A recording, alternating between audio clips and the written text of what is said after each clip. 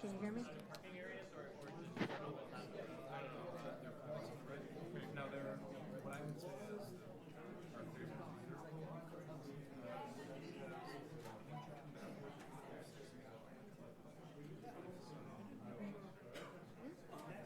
I was.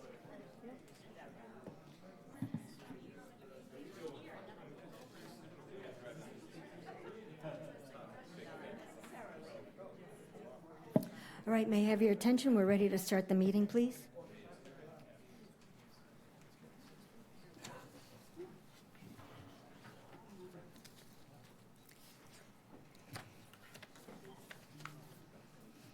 Okay, this is the meeting of the Barnstable Town Council on August 20, 2026. It's conducted in person at 367 Main Street at the James Crocker Hearing Room, Hyannis, Mass. In accordance with Mass General Laws, Chapter 30A, Section 20, I must inquire whether anyone is recording this meeting, and if so, please make your presence known. Seeing none, this meeting is recorded and televised live via Xfinity Channel 8, Channel 1070, and High Definition Channel 1072. It may also be accessed via Government Access Channel live stream feed on the town's website, barnstable.gov. Please note that this is in-person meeting and will not be suspended or terminated if technological problems interrupt the remote connection or the live broadcast or live stream. If you have a particular interest in a topic to be discussed, please consider attending the meeting in person. Before the roll call, I'd like to make a statement. I have been in touch with Councillor Starr, who has stepped down from serving as town councillor for health reasons at this time, so a new councillor can be elected this fall to serve out his term. For 6 years, Councillor Starr represented Precinct 1, which encompasses Barnstable Village, Comaquid, and the area around the airport. His hard work, perspective, and passion will be missed, and we wish him well.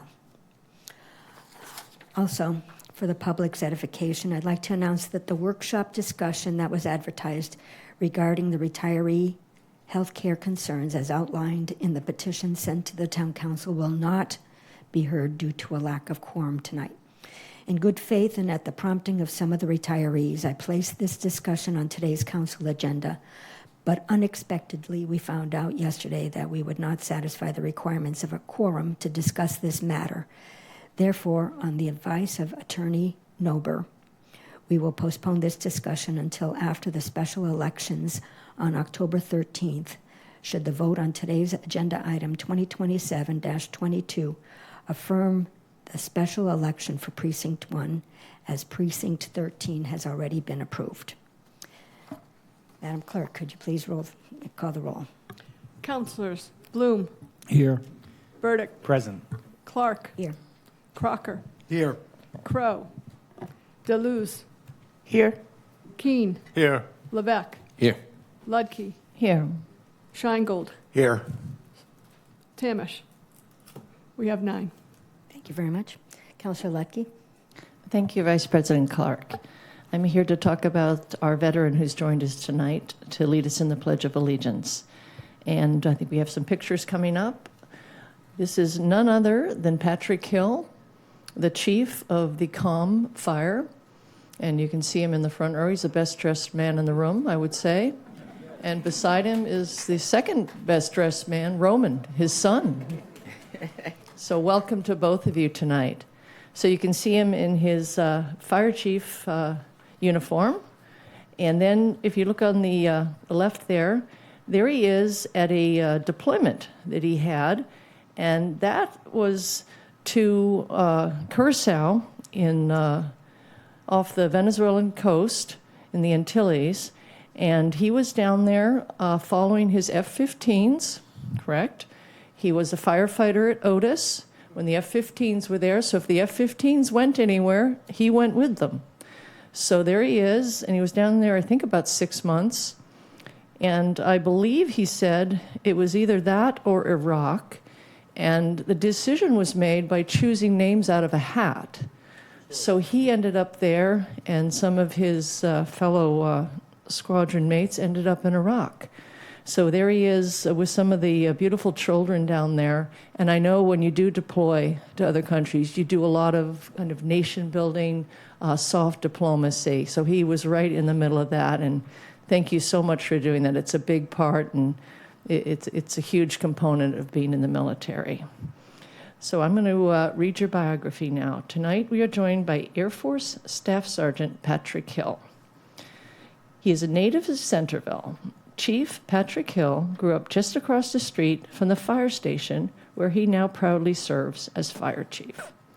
After graduating from Barnstable High School in 1998, Patrick enrolled at Cape Cod Community College with the goal of pursuing a career in the fire service. He later enlisted in the Massachusetts Air National Guard and was assigned to the 102nd Fighter Wing at Otis Air National Guard Base. He graduated as class president from the prestigious Louis F. Garland Fire Academy in San Angelo, Texas. During his time with the 102nd, Patrick served as a member of the Civil Engineer Squadron, beginning his military career in fire protection before later transitioning into structures. His service provided him with opportunities to travel and serve overseas, including a 2007 deployment to Curaçao, Netherlands Antilles in support of Operation Enduring Freedom. In 2009, Patrick also spent time at Nevatim Air Base in Israel's Negev Desert, where he worked alongside fellow civil engineering personnel constructing dormitory and barracks facilities for U.S. military personnel. These experiences allowed him to combine his backgrounds in firefighting and construction while serving both at home and abroad. Chief Hill began his full-time fire service career with the Otis Fire Department before joining the Centerville, Osterville, Marston's Mills Fire Department in 2007. Throughout his career, he has served as a firefighter, lieutenant, fire prevention officer, deputy chief, and now as fire chief. He holds a bachelor's degree from Anna Maria College, a master of public administration from Arizona State University, and is currently pursuing his law degree through Texas A&M University School of Law. Ladies and gentlemen, please join me in welcoming the fire chief of the Centerville, Osterville, Marston Mills Fire Department, Chief Patrick Hill.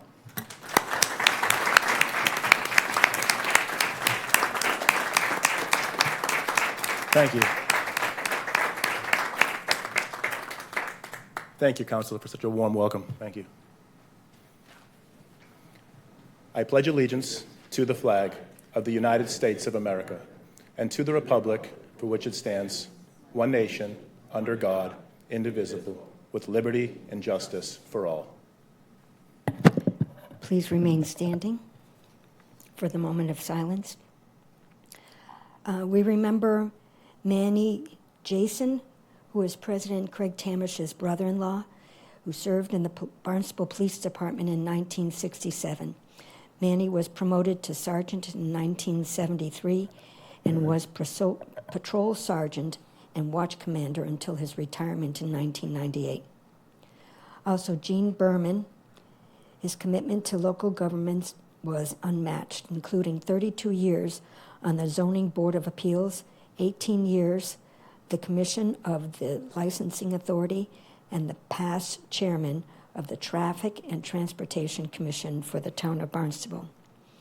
We also remember those who have lost their lives in service of our country, those who are near and dear to us, and those in service to our town who are in need of our prayers.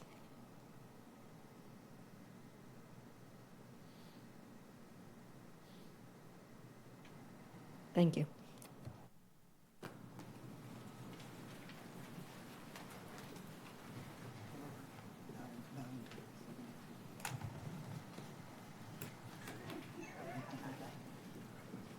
So now we are looking to begin our public comment. Those who are interested, please come to the microphone and sign in, please.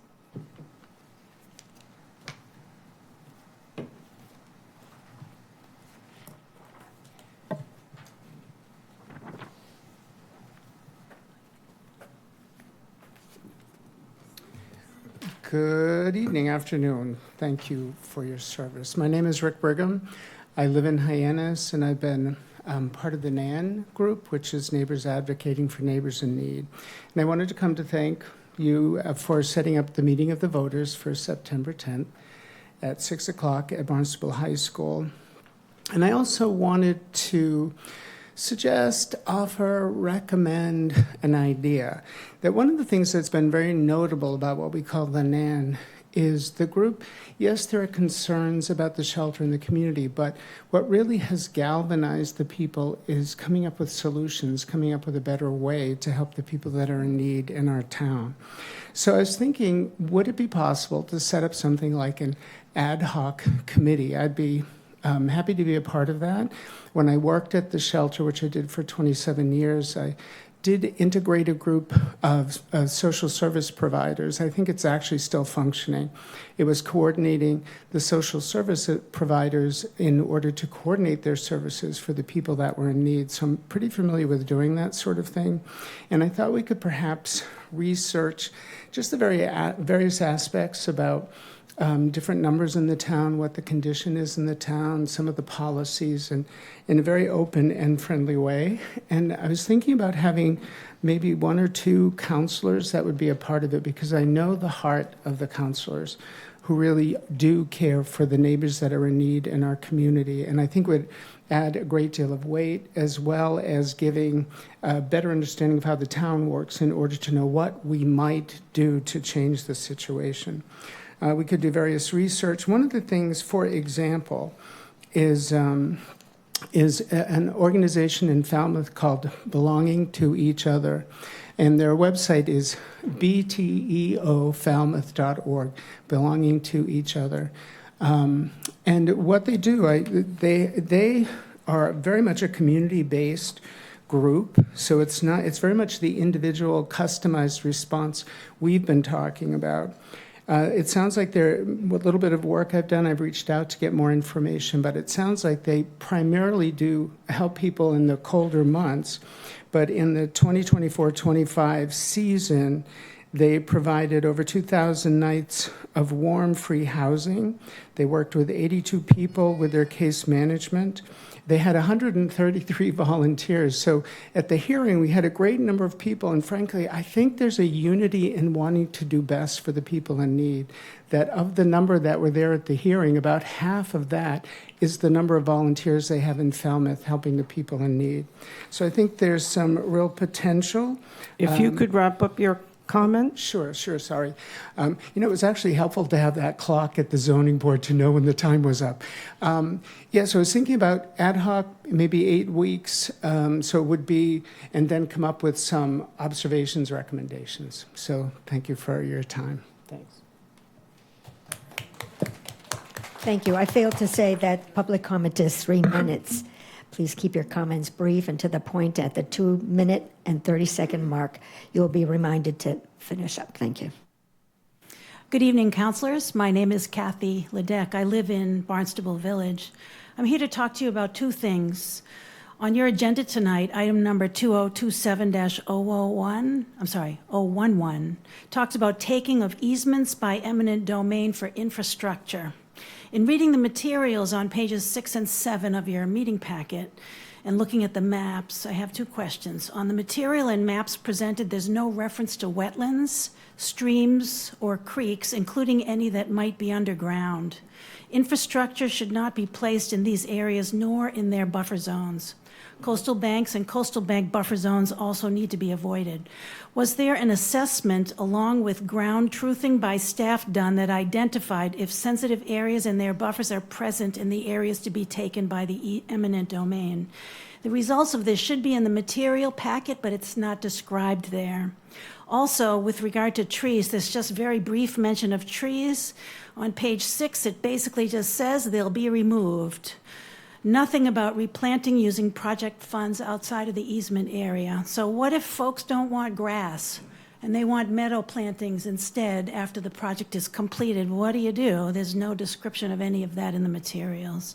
Trees, especially mature trees, are critical to clean air and water, flood protection, and more generally, improved public health.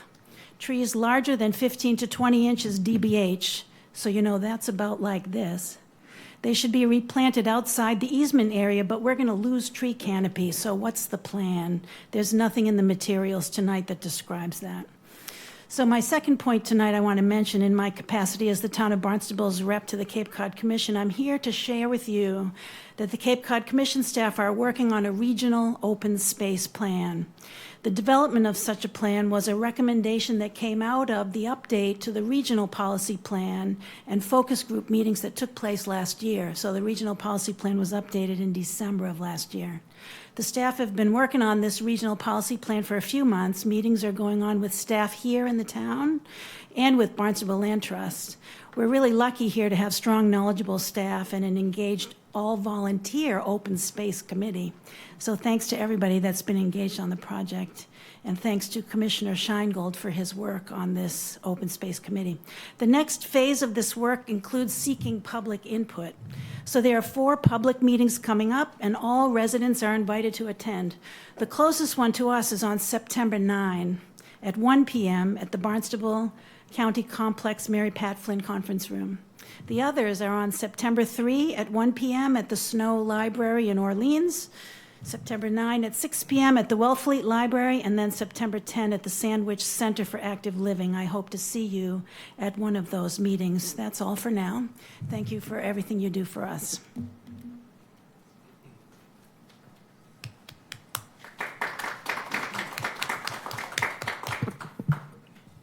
Hi, good evening, councilors. I'm here kind of as a follow-up to the April 30th presentation. Excuse me, may we have your name and village, please? Oh, I'm sorry, Diane Richer-Katuitt. So first, I want to thank the Barnstable Police Department for its April 30th presentation on flock and ALPR's automatic license plate readers, for its commitment to law enforcement and public safety. I don't question the department's good faith or suggest anything presented was intentionally dishonest, but I think the presentation understandably focused on what flock is intended to do. I want us to look at what it can do, what it's already done when misused, and what that means for our civil liberties and constitutional rights. We were told an ALPR takes a point-in-time photograph of the rear of a vehicle on a public roadway, but one photograph isn't the real issue. The issue is the mosaic. One photograph tells you where a car was at one moment. Thousands of searchable photographs can reveal where that car and potential driver has been over days, weeks, or months. The police department cited Commonwealth versus McCarthy, but when the SJC decided McCarthy in 2020, it was looking at just 4 cameras on 2 Cape Cod bridges. Today, we're talking about an interconnected network. In November 2025 alone, Barnstable's 4 cameras were searched almost 500,000 times by officers outside of Barnstable, compared with 220 searches by Barnstable police. That's a very different mosaic. And the technology is moving beyond simple plate searches. Wired magazine reported yesterday that Flock is developing an AI investigative system that could connect camera data with police records, 911 data, commercial databases, and identity information. So this isn't just about what these 4 cameras can do today, it's what about they can do tomorrow and who can access that. We know that one New Jersey officer searched 332 camera networks, including Barnstable's, with the stated reason, quote, locate car after ICE detention. The police department tells us immigration searches are disabled. So if they are disabled, how did this happen? And if an officer can enter a different or false reason, what prevents the safeguard from being circumvented? There is documented evidence of immigration-related use of flock networks and instances where data sharing safeguards have failed or been circumvented. The police department acknowledged that nobody is currently policing when an officer enters as the reason for a search, and that was their words, nobody. A safeguard that depends entirely on the honesty of the person using the system is not much of a safeguard. We've seen misuse elsewhere.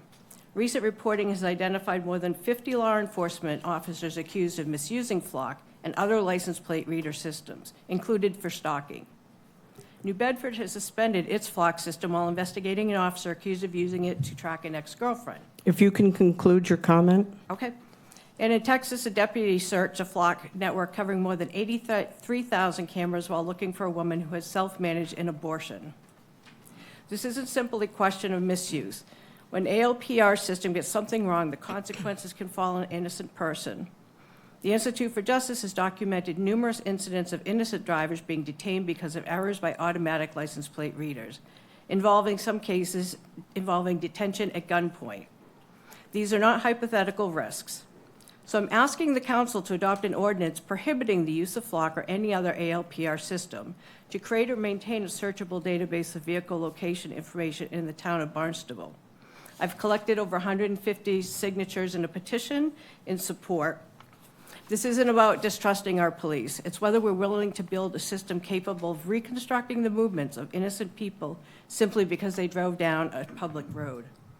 Public safety is important, but constitutional rights and civil liberties are not obstacles to public safety. They are part of what public safety is supposed to protect. Thank you.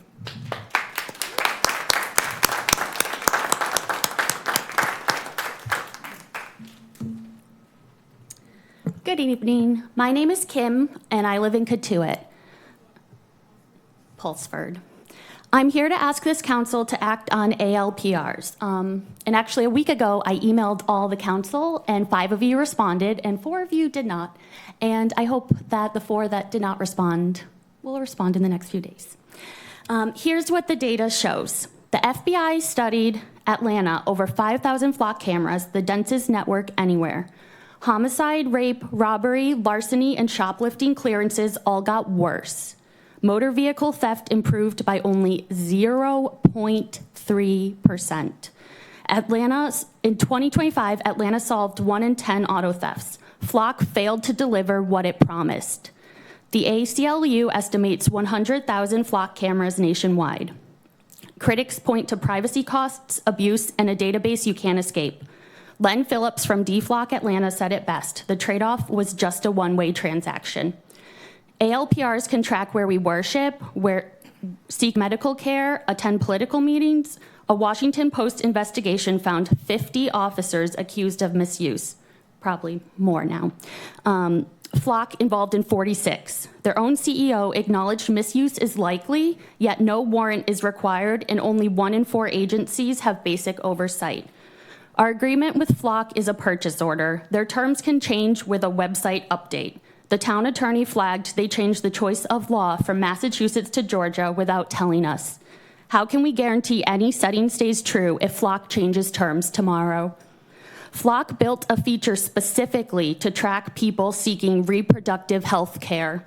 That alone should disqualify them as a town partner, whether it's toggled on or off. And Flock has been caught in our own state ignoring local decisions. In Cambridge, they installed new cameras after the city voted to end the contract. In Littletown, they remotely reactivated cameras after the town deliberately turned them off. Both towns immediately terminated their contracts. If they won't even follow instructions about whether their cameras are on or off, why on earth should we trust them with our license plate records? My ask, ban Flock cameras in all ALPRs. If not, pause until we have a binding contract, a warrant for every search, independent audits, and local limits on deployment. Public safety matters. We can protect it without surrendering our rights. Please act. Thank you.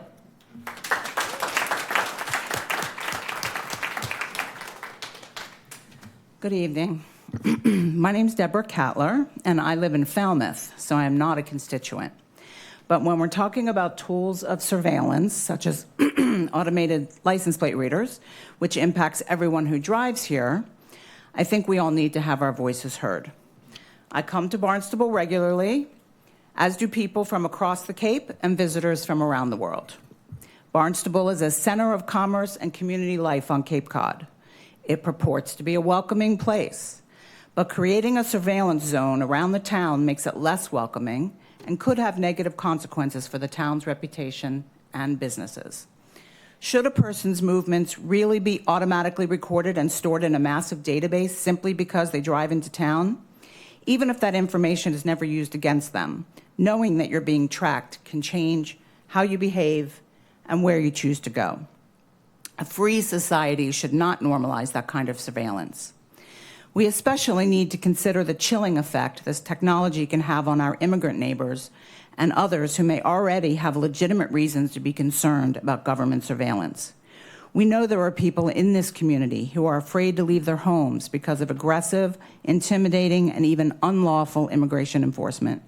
Recently, 3 men were taken from Hyannis streets in just one day of ICE traffic stops.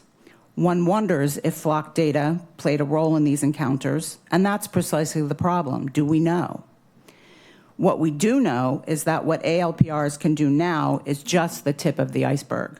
Flock is developing a powerful new AI tool, which they are already testing with a group of law enforcement partners. We have to recognize that ALPR is just the beginning. AI-powered pervasive vehicle and personal surveillance is coming. Let's take a stand against it now. Communities across the country and here in Massachusetts are reconsidering whether the benefits of ALPRs justify the extraordinary surveillance power it creates. Just this week, Stowe, Massachusetts joined the growing list. Some communities have entered their flock contracts, others have rejected proposed installations or imposed significant restrictions on ALPR. They've reached those decisions for different reasons, but they share an important recognition that just because the technology allows the government to record and track the movements of millions of innocent people doesn't mean that it should. I urge the council to set an example and choose to be a place where people are welcomed and not tracked, a place that does not sacrifice privacy and civil liberties on the altar of public safety. Be brave, end Barnstable's relationship with Flock, take down the cameras, and end the use of all ALPR technology in Barnstable. Thank you.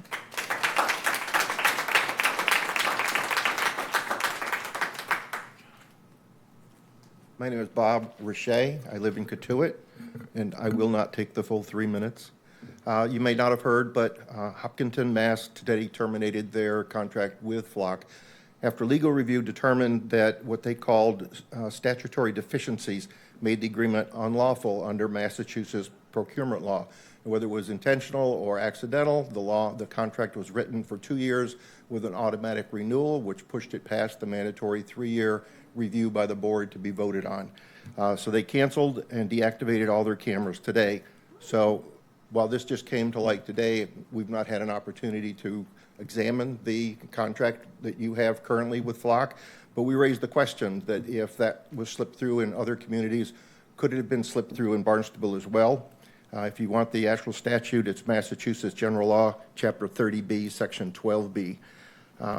So if Barnstable's agreement exceeds the statutory limit without required majority authorization, the town needs to explain how that contract is lawful, and they need to release the complete contract, all renewals and extensions, and the town council vote authorizing the agreement if such a vote exists.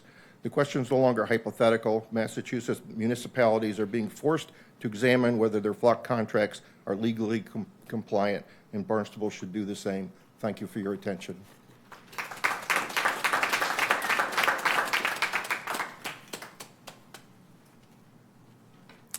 Good evening, Town Council members. My name is Amy Mazer, and I live in West Harwich and travel frequently through Barnstable for medical, work, social, and religious reasons. I'm not here tonight to give you additional facts about the use of automatic license plate readers of all types. You've read about and certainly heard about those facts, and I trust that you will weigh them carefully. I'm here to ask you to think about what kind of community we want to be. Right now, Cape Cod families, neighbors, and friends are living with a level of fear that many of us have difficulty imagining. So when we consider implementing a technology that can record where people's cars go, I don't think our first question should be, can we do this? I think our first question should be, how will this feel to the most vulnerable people in our community? And the second question should be, how will this feel to the entire community? And the third, what does it say about us? I understand the desire for safety. I understand why law enforcement wants every possible tool to protect people. But good government is not simply about what we have the technology to do. It's about having the wisdom and compassion to know what we should do. Especially at this moment, compassion should come first. When we make decisions about surveillance, we're not making decisions about abstract data points. We're making decisions about human beings, our neighbors, our workers, our families, our visitors, ourselves. Once this technology is in place, we cannot know with certainty who will have access to that information. A moratorium gives us the opportunity to pause before we create something that may be very difficult to undo. It gives us the opportunity to listen, not just to law enforcement and technology vendors, but to all of us. As elected officials, you have the power and responsibility to decide what kind of community we build. I hope you will choose a community where people feel watched over, not watched, and where our commitment to public safety never comes at the expense of our commitment to human dignity. Thank you for pausing, listening, and choosing compassion over surveillance by voting for the moratorium.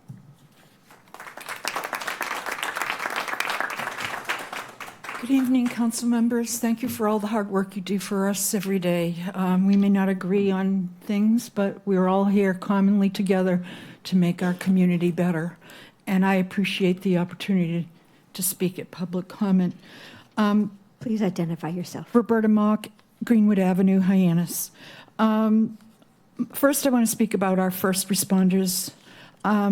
Many of you must be aware about the Knowles fire entrapment in Colorado, where 4 of our firefighters, 2 of them were young ladies in their 20s and 30s that died in that entrapment fire.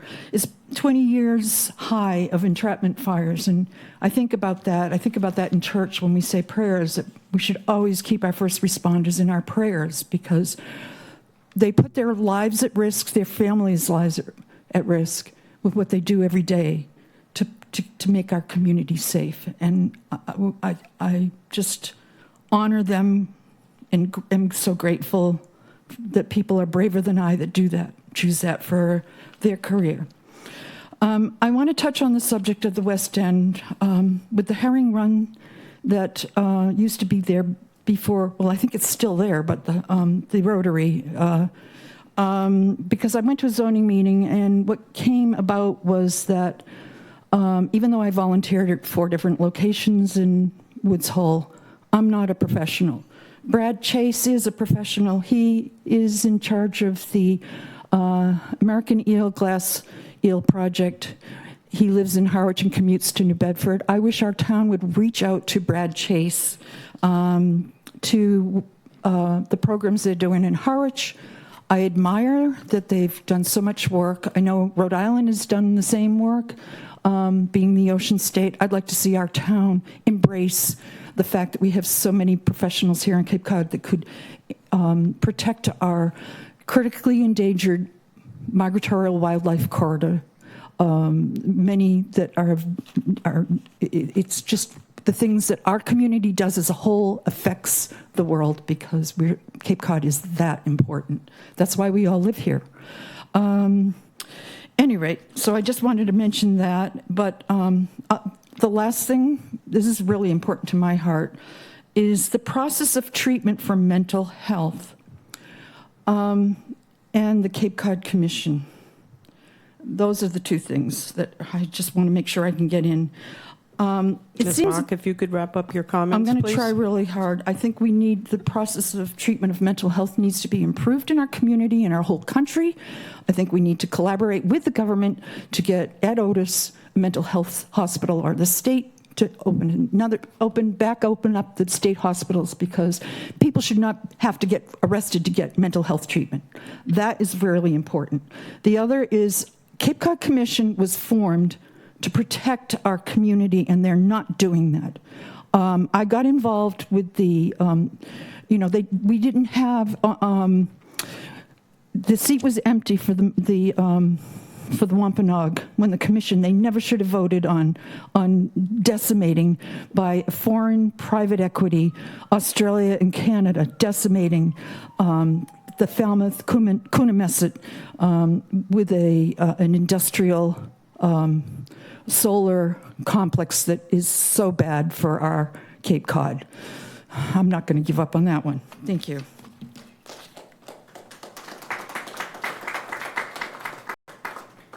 Hi, name is Gabby Donardi. I live in Centerville, and I do business all around Barnstable.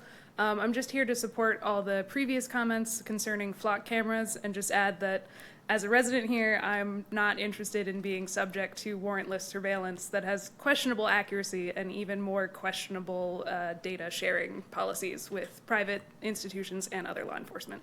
Thank you.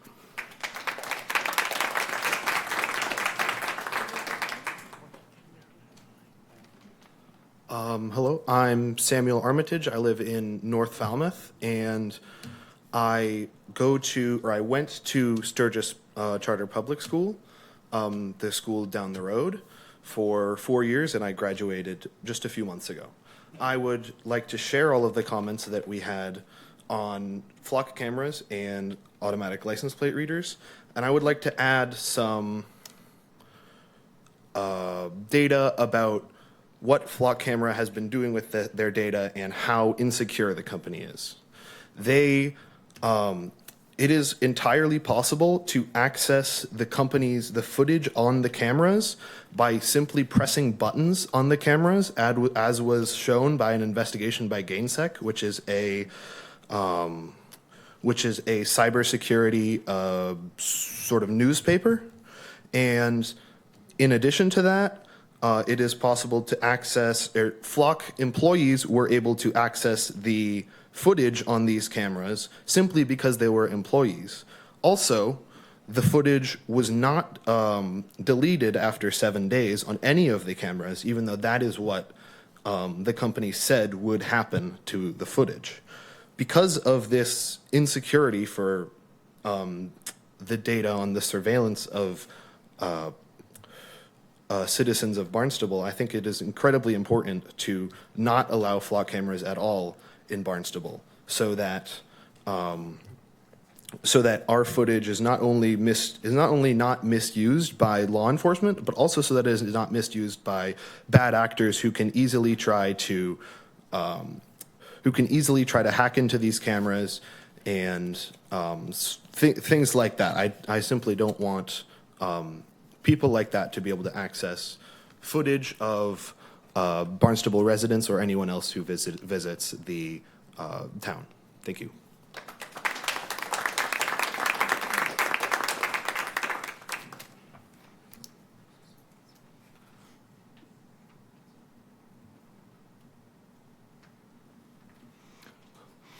Good evening, everybody. Most of you know me, and I know you. My name is Larry Moore, and I live in Cotuit. Been on the Cape 25 years. Learned a lot in the process, but right now I'm talking about this agenda. This agenda is replicatory of the manner in which public comment is held. It's a one-way street. It's all out of whack. By that I mean, we do the public comment, and then all of a sudden the information is presented. We don't necessarily know what that information is going to be. Sometimes it's in the writing, but the writing is not necessarily the truth. There's 4 particular items on this agenda that I'm particularly concerned about. Number 1 is 0011, which is the easements, taking of easements. The next one is number 14, the housing development. 22 is the one that Chris Clark indicated at the beginning, I believe is not going to be conducted today. And number 25 is the one dealing with the meeting on the September 10 at the Barnstable High School. None of those have any reference to public comment being eligible. If the town attorney has any say in it, this time right now that the town attorney doesn't have that authority. Nothing in the administrative code tells us that. So in this particular case, it's up to you, the council members, to determine what's going to be determined by public counsel and what is not.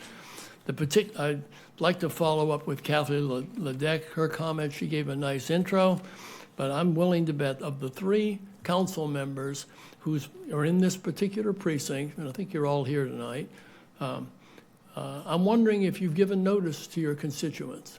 Has anything gone out to the public at all about the whole manner by which the road easement and the eminent domain is going to happen?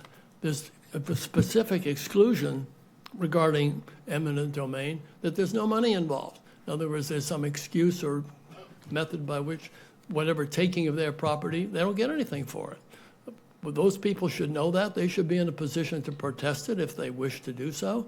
I consider that this has insufficiently been notified, but even to be considered and heard by you tonight. Now, dealing with the housing development, where do all these tax exemptions come from? How is that carved out and given just to this particular developer? And I know him, he's a great guy, I admire him, but that's not the issue. The issue is, how do you segregate that and how do you justify it? There's 4 units, all of them are market value. None of them are tied in with affordable housing, none at all. We need affordable properties here, not market value. We've got enough contractors in this town and developers who are greedy as hell, and they're the ones that need to be watched out for. Now, the other thing, dealing with the event at Barnstable High School. We had one whale of an exam. Mr. Moran, if you can conclude your comment, please. Thank you, Cindy. There's one, most of us have been to the event at Barnstable High School with ZBA doing the matter with the homeless shelter. Where did this voters list come from? Who's on that list? Who's going to decide it? And how is it going to be true public comment? How is it going to be managed? The authority being given here is to come up with a monitor. The concept of a monitor should be used regularly, even on public comment it should be done. But right now it's not. I'd like to see something done to really verify that what's going to happen on September 10 is wide open and fair, and if not, it should be shut down and rescheduled. Thanks.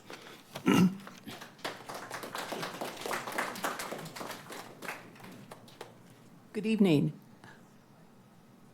I'm Karen Kim McGuire. I'm a resident of Hyannis, and I'm co-president of Save Twin Brooks. I'm here tonight to say kudos to many people who are in this room tonight, people who are watching, and unfortunately one person who is no longer with us. I would like to advocate for a model that I think is really working between a number of different organizations on important issues. Tonight, you're going to hear from the Riverview School and their plans for 35 Scudder, which includes a Twin Brooks golf course. And I have to ask the town council, when, in your experience, have you seen a model like this that I believe is working and will continue to work together on an issue that has many different people giving input? You've got a school, Riverview School, that bought now all of 35 Scudder. We had a hotel.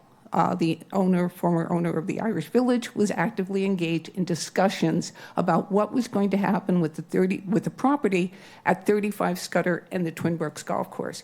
You had the Barnstable Land Trust. I was communicating with Janet Milkman today, who's the executive director of the Barnstable Land Trust, who is watching tonight, and they are actively engaged in discussions about the best use of this property that belongs to the Riverview School. But you'll hear they want to engage with the community and the various organizations. You've got a nonprofit, Save Twin Brooks. Well, we fought very hard for overdevelopment of the Twin Brooks Golf Course, but our mission is also to preserve and protect the Stewart's Creek estuary, and that goes beyond the golf course.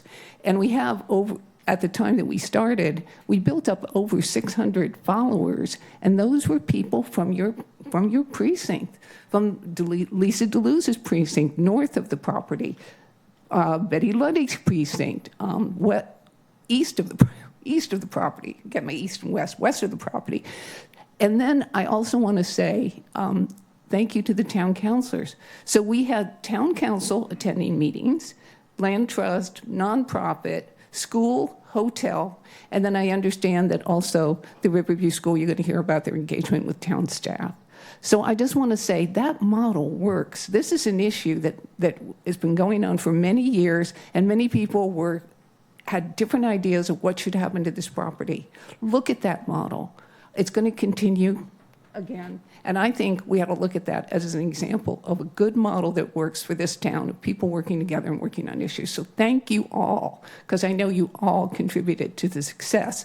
And I have to say, I believe it's a successful model, and it's going to continue. Thank you. Bye-bye.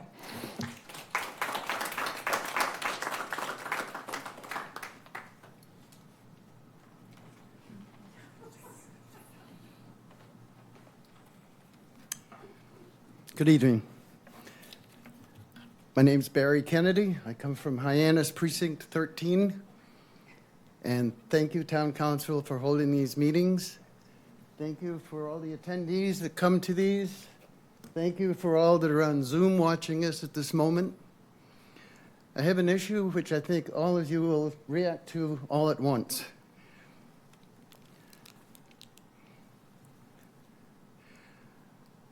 I was about to have a petition for this, but I decided I'd come to the meeting first. I would like to see and request any and all mobile phone cell towers to be relieved of their overtaxed, overburdened capacity, slowdown of data, voice, text, etc., and eliminate any complete loss or message, quote, no available mobile service available due to the ultimate communications breakdown. I just recently finally got a hold of Mr. Tupper on the Cape Commission, who's in charge of hopefully resolving this problem. He released a report last year about Verizon having purchased Frontier Communications for $20 billion. And now they're kind of crying poor.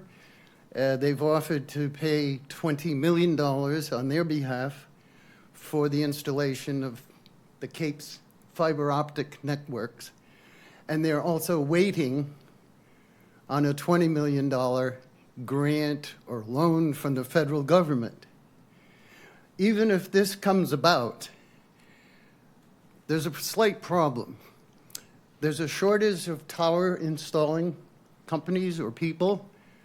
There's a shortage of cable installers, and there's also a shortage of general laborers. And I have personally had way too many times I've looked over at my cell phone from what I've been calling a black hole, and I look at the triangle I have. Some people have the bars for their strength. I've had a little X in the right angle of that. That means there's no mobile service available. If, thank God, I'm healthy, if I had a health problem, well, we all could figure out probably what could happen. So I would like to see the town, not the county part of it, see if we can get something going. There's a thing called a cow, and I know everybody's going to laugh when I say this, but we need cows. A cow is a cell phone on a cell phone tower, cell towers on wheels. If you can conclude your comments, please. Okay. So there I leave the issue. I've given you some information. You can also access it on the commission site. And I thank you for all listening to this urgent issue. Thank you.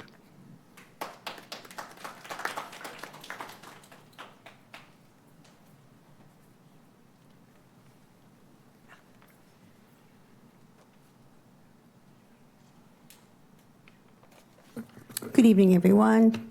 Vice President Clark and fellow councilors. My name is Laura Cronin.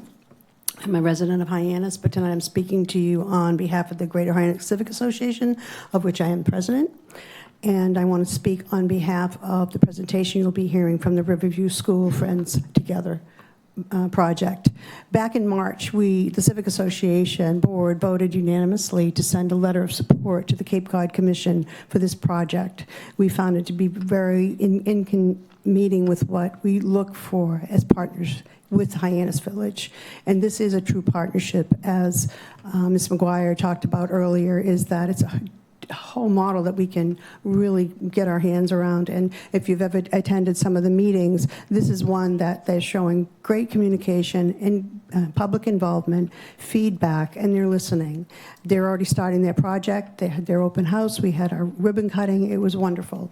And they're going to be part of our community, and they're going to help bring us together with them, as well as a much needed advancement for the school, for their students that they need. So the Hyannis Civic Association Association hopes that you'll think favorably of this and continue with this information and support of this project.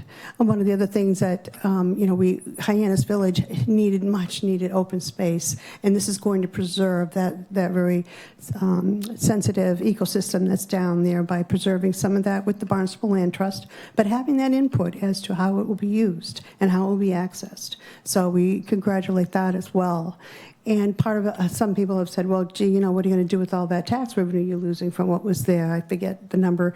But you know what? That isn't what Hyannis Village wants to. And I can speak for our Hyannis Civic Association. And that money will be absorbed just like any of the other developers who don't finish their projects and lose tax revenue. We absorb it in whatever is going to happen, as well as Hyannis has now, as you can see, has been overtaken by development. So it'll be more than made up by what we've lost on our neighbors and what I've lost on our character from downtown. So please support this and bring that information together, and we will share it with you, and they will share it with us as well. Thank you.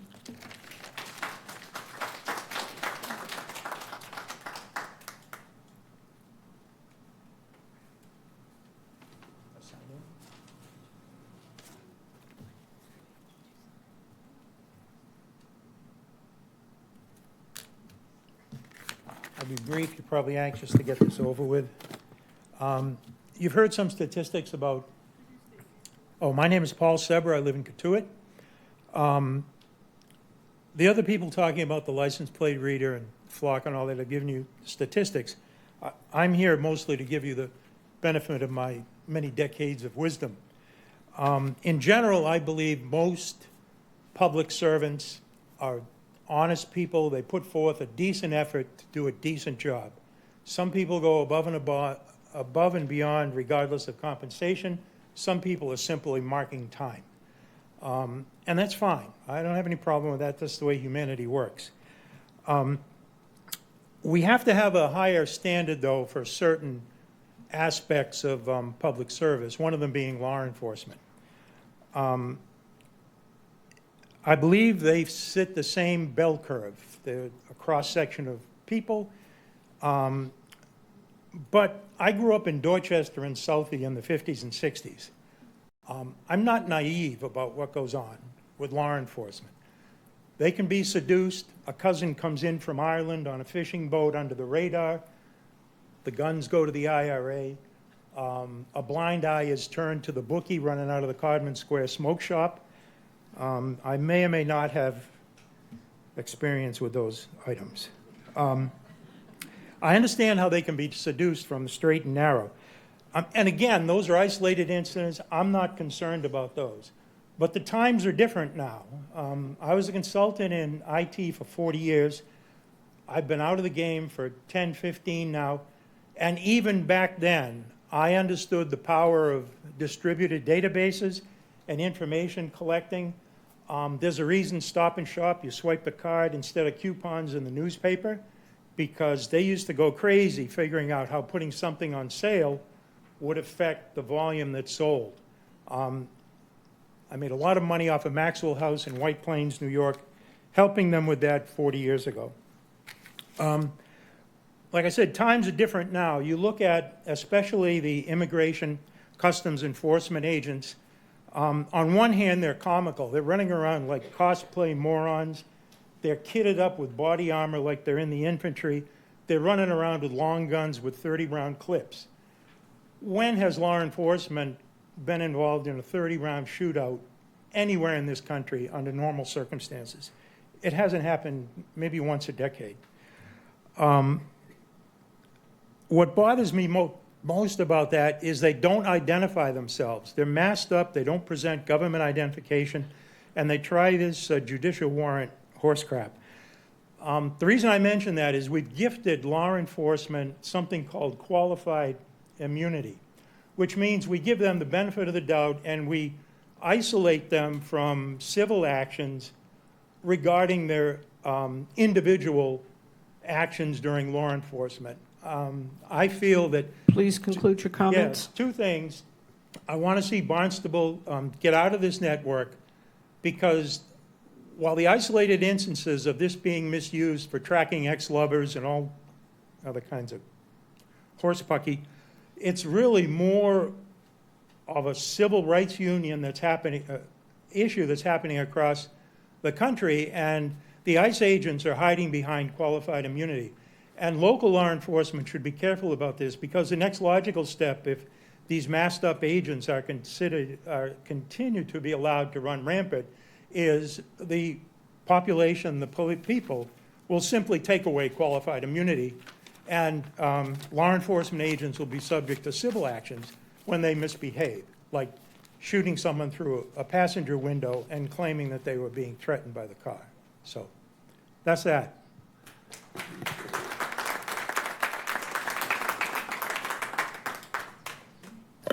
Is there anyone else here for public comment?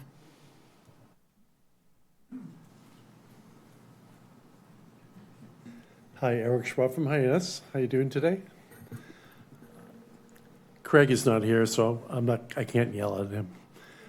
Instead, I would like to invite all of you to vote.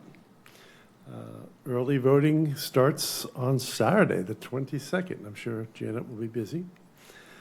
It goes on all next week. You can come down and visit Janet. She'll help you with a ballot. And we hope that you'll turn out on September 1st.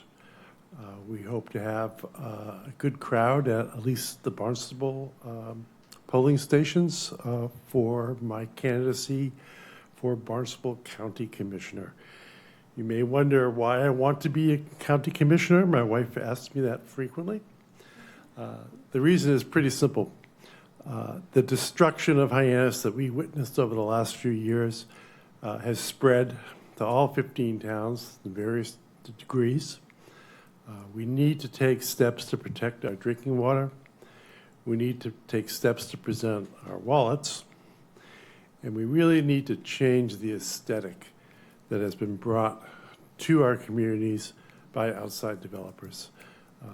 The high-density housing that has been introduced Cape-wide does not reflect our culture, does not reflect our values, and provides for a very, very unpleasant living experience for anyone that's misfortunate enough to end up in one of those complexes. There's one out in Wellfleet, beautiful Wellfleet, in a contemporary modern style, which is now frequented by the Wellfleet police more frequently than any other location in town. And it's only been open 3-4 months. We have similar issues with large-scale complexes here in Hyannis. We do not want this type of construction to masticize. And the county has an opportunity to slow things down. The county has the right to impose a view to deter projects which impact us regionally. The county has neglected to assert that authority for the last several years, and that has accelerated the growth that we're seeing today. So if you have an interest in slowing down development, if you have an interest in slowing down new taxes, if you have an interest in protecting our waters, then I would urge all of you to vote for Eric Schwab for County Commissioner. And I wish you all a pleasant evening. Thank you very much. Are there any other? Thank you very much, Ken. Yeah, Ken Barron, Village of Centerville. For 50 years. 2 years ago, we had a presentation by the Finance Committee, the head of the Finance Committee, and he told the town council, gave his projection. He said that things are going to be fine for 2 years. If you don't curb your spending, you're going to have to raise taxes. Here we are 2 years later, and according to the last meeting we had a month ago, before your break, we're going to raise taxes. This is done by the person who's on that name right there. Give a very detailed discussion on how he has to raise taxes, raise all fees, and reduce municipal services. So apparently, you haven't tightened your belts. And I urge you, or request from you guys, to really look over the spending that you're doing. And previous to that discussion, which was very detailed, there was a big discussion about the Happy Days Hyannis project, which is going to cost probably tens of millions of dollars. I understand a lot of it's grant money, but it's still taxpayer funded. And it'll still cost the town of Barnstable a lot of money, not to mention studies and fees, which is one of my itching points when you spend millions of dollars. So please, start considering your spending habits, okay? You are warned, not in a threatening manner, but you were warned in a very professional manner that this is what's going to happen if you don't stop, and you didn't stop. Now, as far as that project in Hyannis, I disagree with a lot of it. I don't think it's necessary. I think a lot of these infrastructure projects that we're pushing are unnecessary. They cost millions and millions of dollars with millions of dollars in studies. One of our esteemed town's council asked the basic question, what about deliveries? Didn't get any kind of coherent, intelligent response. When you put Main Street two-way, I think that's absurd. It's working fine just the way it is. There's nothing wrong with downtown Hyannis. It appears to me that you're just spending money to keep people busy. That's what it comes across as me. And there are other projects I've been following along, infrastructure project in Hyannis, Barnstable, Cape Cod, that just, to me, are unnecessary, okay? Just think, run your home finances the same way. If you don't have the money, you don't go buy the big boat. You don't add on that $300,000 addition. Please, for the sake of all our taxpayers, really start tightening your belt and look for the cheapest way possible. Thank you.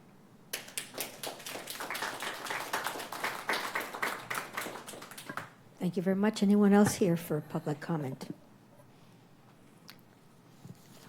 We have someone on Zoom. Thank you. Susan, if you can identify yourself and provide your village as well. You have 3 minutes. You may unmute. Thank you. Good evening, councilors. My name is Susan Gregory Davis. I'm a resident of Yarmouth and, like most of us, a frequent driver on the public roads of Barnstable. I join other voices tonight in urging you to do the right thing as public officials and ban the use of flock cameras or any ALPR system in the town of Barnstable. I believe everyone in Barnstable, the Mid-Cape area, and across the Cape should be seriously concerned about the egregious affront to our civil liberties that these mass surveillance systems and the data they generate wreak on public trust, not to mention on the safety and privacy of all our residents, indeed on each one of us.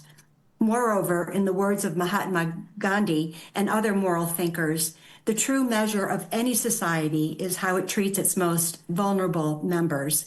In this spirit, I have grave concerns about how this unregulated surveillance technology can and already has been used to unjustly and inhumanely target some of the most vulnerable members of our communities. For example, those who have immigrated to our country, those seeking essential medical treatment, women escaping abusive relationships, neighbors with black or brown skin, and again, any one of us for any undisclosed reason. I encourage you, councilors, to do the right thing. Public safety and public trust in our local government matters. Stand with and protect those entrusted to your care. Be a moral example for other Cape communities. Lead the Cape in treating our most vulnerable members with dignity, justice, and respect. In Barnstable, ban flock and any other mass surveillance technology. Thank you for doing the right thing and for taking the high road as elected officials to ensure the public good for the people of Barnstable and beyond. Thank you for your public service and thank you for your time this evening. Thank you very much. No one else on public comment. I'd also like to acknowledge that we received 5 letters by email. One from Anka Vlasopoulos in regard to flock camera safety. Diane Reish requesting a moratorium on use of flock cameras. Megan Mort, flock camera use in Barnstable. Donna Mirandi in support of the proposal for retirees' health insurance. And Elizabeth Sheehan, letter concerning flock and ALPRs. Anyone else? Thank you very much. Now we'll go to council response to public comment. And before we address the councilors, Chief Chalice is here in regards to some other items on the agenda. And if you could address the status of the flock cameras at this time. Thank you.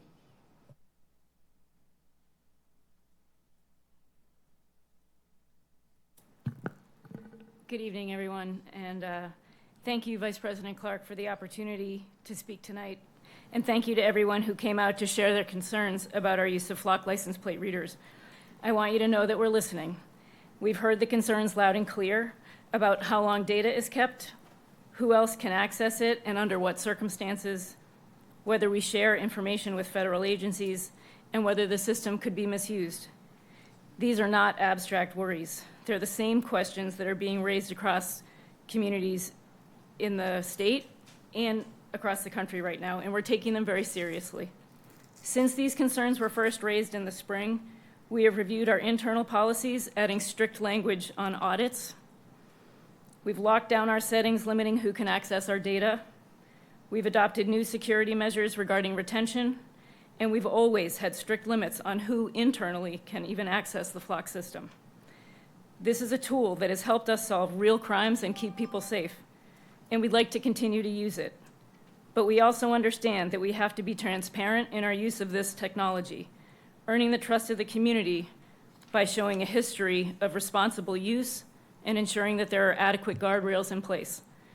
We look forward to a more robust discussion at the September 3rd meeting where we can dig into the specific issues that were raised here tonight and hopefully find a way to keep this important tool available to us while we openly and adequately address the community's concerns. So thank you for that. Thank you very much, Chief Charles. To my right, do we have any council response, public comment? Councilor Lutke. Thank you, Vice President Clark. Yes, let me thank Diane, Kim, Deborah, Bob, Amy, Sam, Paul, Gabby, and Susan for all speaking out tonight. You all spoke beautifully, and thank you to Chief Challis for her input as well. Kim, I did respond to your question, and even though I appreciate Chief Challis's remarks, these cameras need to be banned in the town of Barnstable, and if that is presented to us for a vote, I will absolutely vote to ban them. I don't think any restrictions are possible at this time that would possibly override the concerns that you've raised tonight. So that's my position on that. I'd like to kind of combine what Rick Brigham said. I thought he spoke very beautifully. There's always room for discussion, and I thought Kim McGuire kind of brought it into focus. So Rick at the beginning, Kim and Laura at the end, and we have Riverview presenting. It is a fantastic example where you get together with a nonprofit, a municipal agency, Greater Hyannis Civic Association, a community venue, and you work on things together and you get good results. I'm really looking forward to the presentation here, and it ties into what Laura said, the invaluable bounty that we get from some conservation, so open space land in Hyannis where we have so little. So that's amazing. So thank you, especially to Laura Cronin for bringing that and for the Greater Hyannis Civic Association support. And I kind of look at Roberta Mock and for what Kathy Ledeck said in terms of the easements. And Roberta, you kind of brought it up that we have these intense, and of course Barry Kennedy too, with his comments about infrastructure. There are some very intense engineering solutions that we have to do in this town. But engineering solutions don't stand alone, and they don't override other concerns. Just because there's an engineering solution doesn't mean you discard the environmental aspects of those solutions. We have to consider that. So I really like what both of you said, Roberta, in terms of the expertise we have here in Cape Cod. My goodness, it's amazing what we have. And, engineering alone does not rule the day. We will, again, in this whole spirit of working together, if we bring more people together, and I think your discussion of the easements, and I know Kelly Colopy had an update on the Comprehensive Waste Management Plan where she talked about Prince Cove, about going out there to do the design. And your comments, Kathy, speak to that. As we get into this in detail, let's just not, kind of charge through. Let's take some time and make sure we get this right, because this is a solution for eternity with this sewer. Okay, thank you again so much for everybody's beautiful comments. Councilor Deleuze. Good evening, everybody. 2 comments.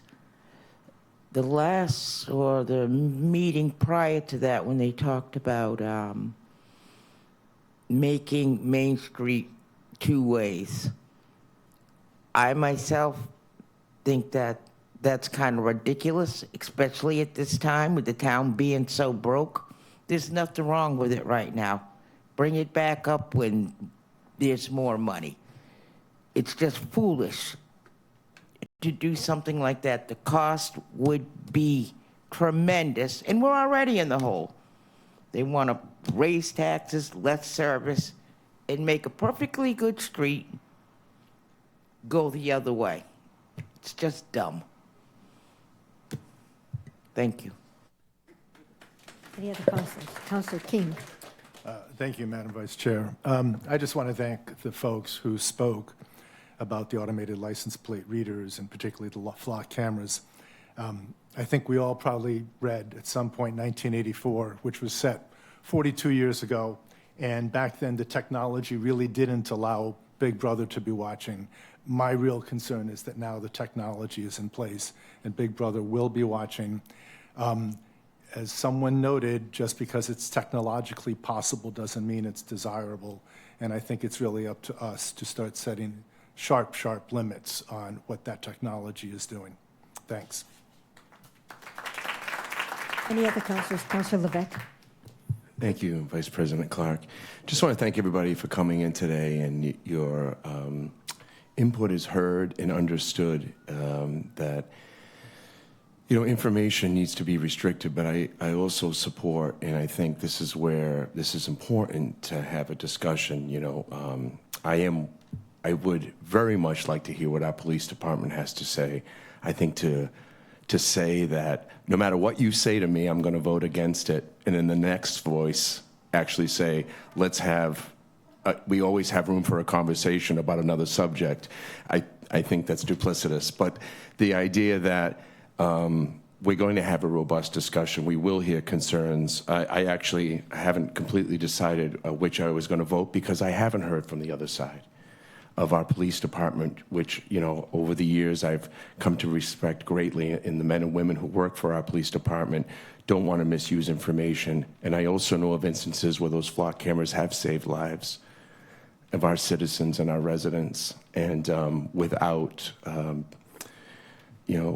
endangering other individuals. So I just think it's important that we make a logical decision based on facts and our use in the town of Barnstable of that information that comes from those and from that technology. And furthermore, Big Brother is watching. Big Brother's watching me right here. Big Brother's watching me, on these cameras right here. It's everywhere. So I also see an opportunity to use this technology for possibly the benefit of our community. So I do thank Riverview again for coming here. You've been very open and honest about your participation. I don't think it should be compared to what was going to be before. I think that's unfair to you. You are Riverview School, and you're going to be successful because you're a great organization, and it's not something that was better than. It's just what's happening now because of certain individuals' actions in the community. So I hope the best. There is a lack and a loss of tax revenue because of Riverview's presence. I also know there's an environmental impact on Stewart's Creek, which, again, some people fight for. They're fighting for an environmental impact, but yet the golf course still stays open, and my hope is that organic material is being used and that the phosphorus and the nitrogen that would have been mitigated if it was used for something else doesn't get into Stewart's Creek and continue to pollute that. And I hope that discussion is taking place with these discussions that are happening. So, West End Circle, different things that were going to be redeveloped. Maybe we can still have conversations about changing traffic patterns and things of that nature there, because that was going to be paid for in previous agreements. So, we can discuss that at another point in time, but I just think it's important that we continue to look at all sides of the story on all these issues and not just take sides right on here before a robust discussion can be taken before the dais. I think that's a loss. So thank you for that. And also, too, I know those who want to help the homeless. Faith Family Kitchen feeds the homeless Monday, Wednesday, Friday. I bring food donations to them twice a week and would love to have, we need more volunteers. We have an aging population that serves the homeless there 3 times a week, and we could use more help. So if those and Dan would like to participate in that, please contact Dan Myville at Faith Family Kitchen. Thank you. Thank you very much, Councillor Levesque. Any other councillor comment? Yes, we've lost a quorum.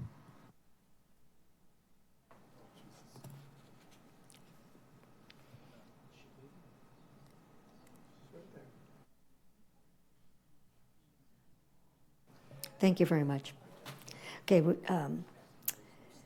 advancing the agenda, we have the town manager communications. These are provided by video as pre-recorded and available on video on demand on the town's website. The printed version is also available for the public to read.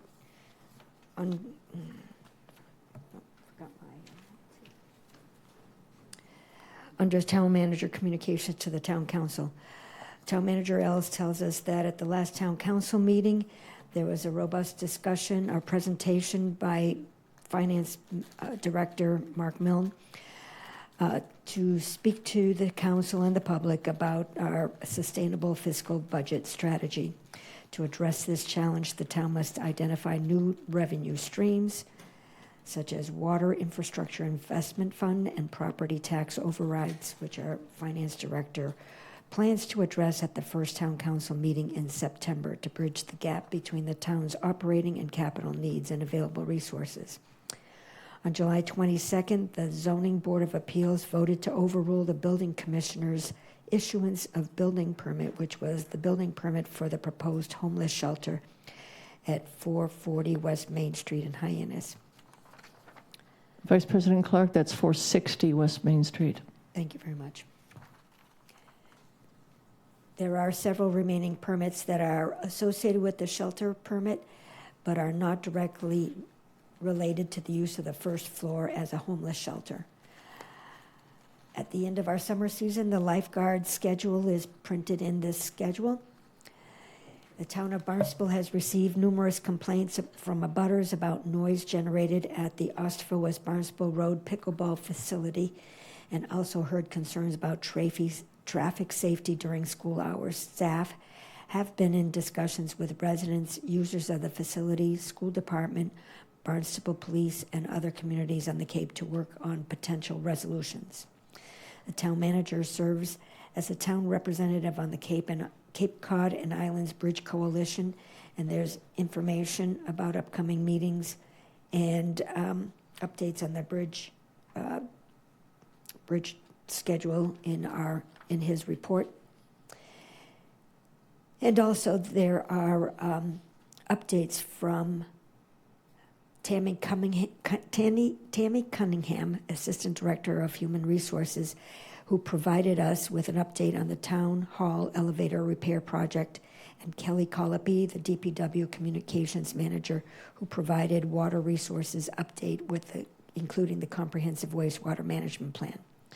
Town Manager is also telling us and reporting that he has been appointed as a member of the Energy Facilities Siting Board as a representative of the Massachusetts Municipal Association. So thank you for doing that for us, Town Manager Ells. Does anybody have any questions for Manager Ells? Councillor Ludke. Yes, I'd like to hear about from Mr. Ells about that appointment to the Energy Facilities Sightings Board. Who did he replace on it? Why was he chosen? How did that come to be?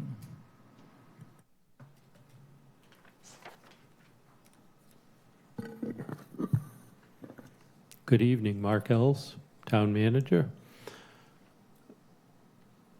The Energy Facility Siting Board is a board that falls under the Executive Office of Energy and Environmental Affairs within DPU, and it is a board that has recently been changed. So I believe the seat that I have filled is the first time that they've done it this way. The governor, if you remember recently, took under review the process of permitting and reviewing energy projects. And I believe this is a result of that. Separate from all of that, since 2016, I've been extremely active in communicating on behalf of the town of Barnstable to the governor, lieutenant governor, secretary of energy and environmental affairs, and their subordinate agencies and departments, divisions, primarily relevant to wind and solar. Written a lot of letters also in the infrastructure and grid and thoughts on how that permitting process might be done more effectively. And I've shared those letters openly with the council. Most of them are posted either on your website or ours. When I found that the committee that the governor created to review the permitting process had a representative from another off-Cape community that wasn't on the front edge of renewable energy. And a lot of people automatically think about wind, but I mean, you got to realize that Barnstable was one of the first recipients in Massachusetts for land-based turbines and solar. We had the largest solar array in the Commonwealth sited on our landfill. We actually tried to do that when we capped the landfill in 96 to 98, but because they wanted us to pile support, the solar panels then, they've since changed to allow like a floating foundation. So bottom line is Barnstable's been a leader in Massachusetts for many decades in renewable energy. And I've been intimately involved in it as Public Works Director and now your town manager. So when I said to the governor, why didn't you ask a person from Barnstable, me specifically, to sit on your committee that's reviewing the permitting process? I mean, we've been living this front line for 2 to 3 decades. The wind certainly possibly being the one that the public got most involved in, but all of them are important. They really didn't have an answer. So about, I don't know, I could ask Karen, but 6 months ago, the MMA reached out to me and said, Mark, we want to put forward 3 names in Massachusetts, and you're one of them. Are you interested? I went to leadership and I went to our town attorney to make sure that leadership would be okay with this, and the town attorney wouldn't suggest to me that I shouldn't do this for any number of reasons. I got affirmatives from both.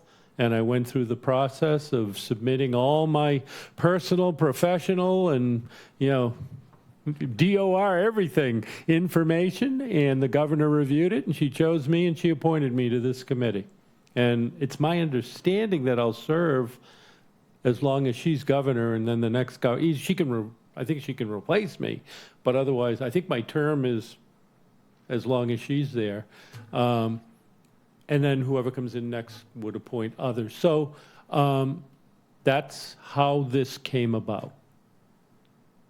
No, I did see that the MMA position is vacant right now, and I also see David Whedon is on there as an Indigenous representative. What I'm concerned about, Mark, is the strong connection to wind. You said it's not only wind, and it's true. We have an amazing solar out at our transfer station and things like that over at the airport. But how are you going to handle these decisions? Because we, as a council, voted not to support the wind cables at Dowses Beach. We had a vote on that. And you work for the council. Have you discussed this with Attorney Nober, recusals? Or, I mean, this is a big deal. Absolutely a big deal. Well, you know the public outcry concerning the wind. So I hope you work very closely. I mean, I assume you've accepted this, and you've had some discussions with Attorney Nober, but I would hope that we tread very carefully, and I almost think you have to recuse yourself because you work for a body that has said we don't support. I believe matters related to Barnstable, I would need to recuse myself. Okay. Absolutely. All right. Well, congratulations. It's a very but, broad, and I'd be more than happy to provide updates. I know the MMA will want me to. But, it's broad. It's related to energy infrastructure. It's related to solar and wind and. So you are the MMA rep? Correct. Okay. Correct. For those who don't know, Mass Municipal Association. Yes, sorry, yes. Yes. Thank you. Okay. All right, well, that clarifies it then. Yeah. So you'll be working with that agency and Well, no, I serve on the board. They provide us information. There's typically a meeting once a month, and they will provide us the meeting ahead of time, the information ahead of time, which we will review, and it'll become before, I believe it's a board of 11. Okay. Yeah. I just hope we tread very carefully because we all know how contentious those hearings were a few years back with Understood. the EFSB. Thank you. Thank you, Councillor Ludke. Councillor Scheingold. Yeah, so I just say my understanding is the membership for the siting board is set by statute. And the statute was amended a year or two ago, which may have put an MMA appointed person on. I'm not sure about that, but that's sort of the background. And as I understand it, you probably would be voting on individual applications, most likely, perhaps regulations, I'm not sure about that. And a decision whether to recuse or not would be made on an individual basis.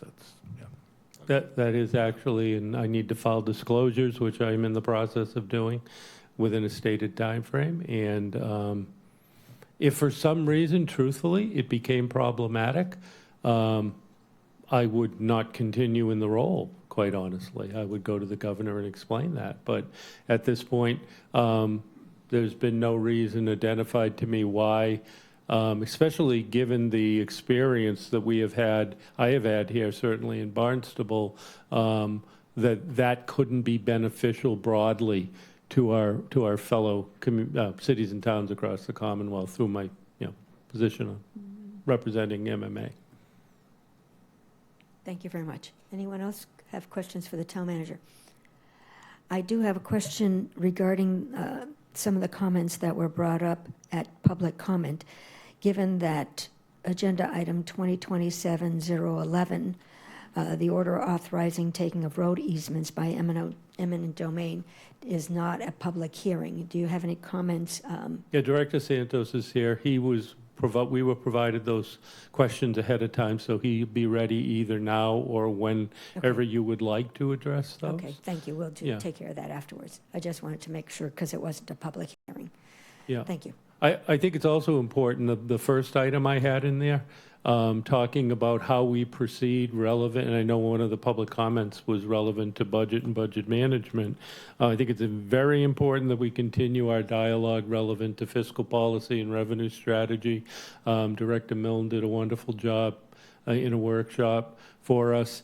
We are, to my knowledge, at least plan to be on the first meeting in September to talk about, Mark Milne's going to do a presentation on, two different sorts of mechanisms that could potentially be used to generate revenue. But I'm hoping as we move forward, that we have an opportunity in October to talk about asset management, and then in November to talk about fees that we charge for general services and programs that we offer.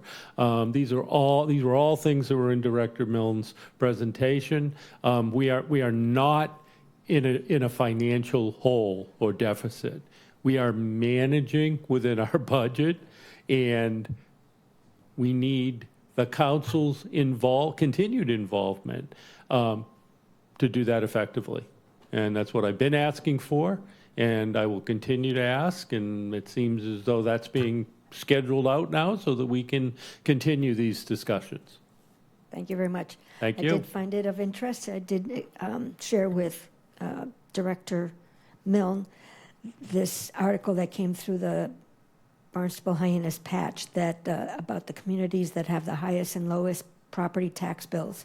And it was interesting that, if I understood correctly, that Barnstable was ranked 245 out of 351, essentially on the bottom third of the list. So, thank you very much. Thank you. Now, it's time to act on the minutes. May I have a motion, please? So moved. Second. Okay. I have a motion and a second to accept the minutes as presented. All those in favor? Roll call vote? Why roll call? Oh, no. No, there's nobody on Zoom. We don't need a roll call vote. Nobody on Zoom. Okay. All those in favor? Aye. Those opposed? Thank you very much. For communications from elected officials, boards, committees, and staff, commission reports, correspondence, and announcements. Assistant Clerk Janet Murphy, would you please give us an update on the early voting status in Barnstable?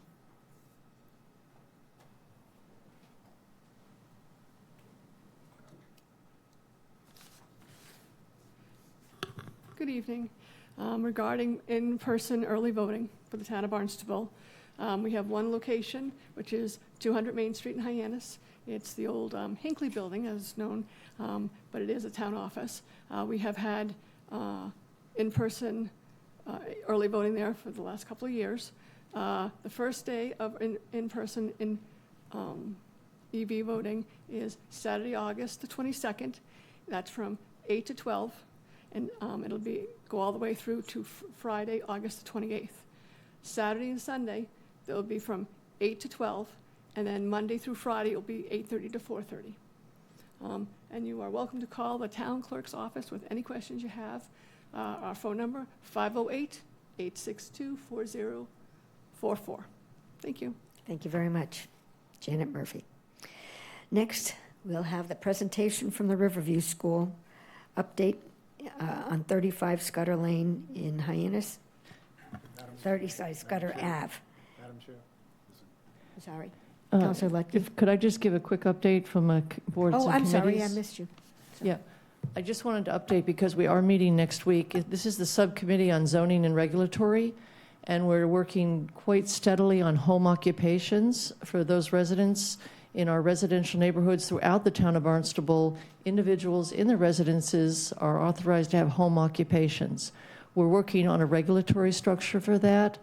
I am the chair of this committee, and I really ask any resident to please come forward. Our next meeting is on Thursday, and give us your input on that. It will be enormously helpful to help us codify the ordinance to support home occupations in our residential neighborhoods. Thank you. Thank you very much. Sorry about that. Any other communications? Thank you. So here we'll have Attorney Mike Ford, who is the lead for his team, presenting for the Friends Together, or Friends Forever, on the Riverview School. Thank you very much. Thank you, Vice President Clark, members of the council.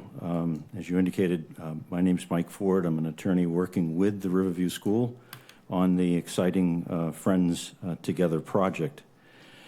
With me tonight is the far left, David Summers.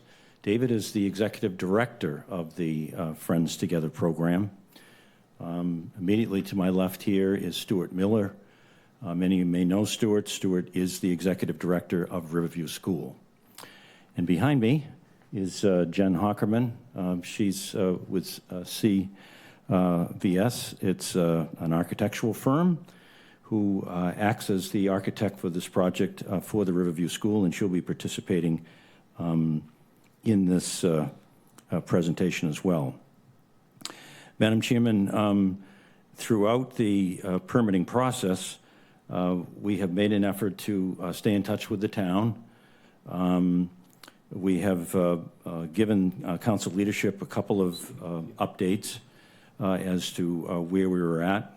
We, in our first phase, and I'll talk about the first phase in a moment, have had public hearings. And in addition to public hearings, we actually in our first phase, had a public meeting that was not required, where we reached out to the Twin Brooks folks and invited all of their membership and all of the public to a meeting before we actually had a public meeting, which was very well attended, and some of the interaction there was is represented in the project as it goes along.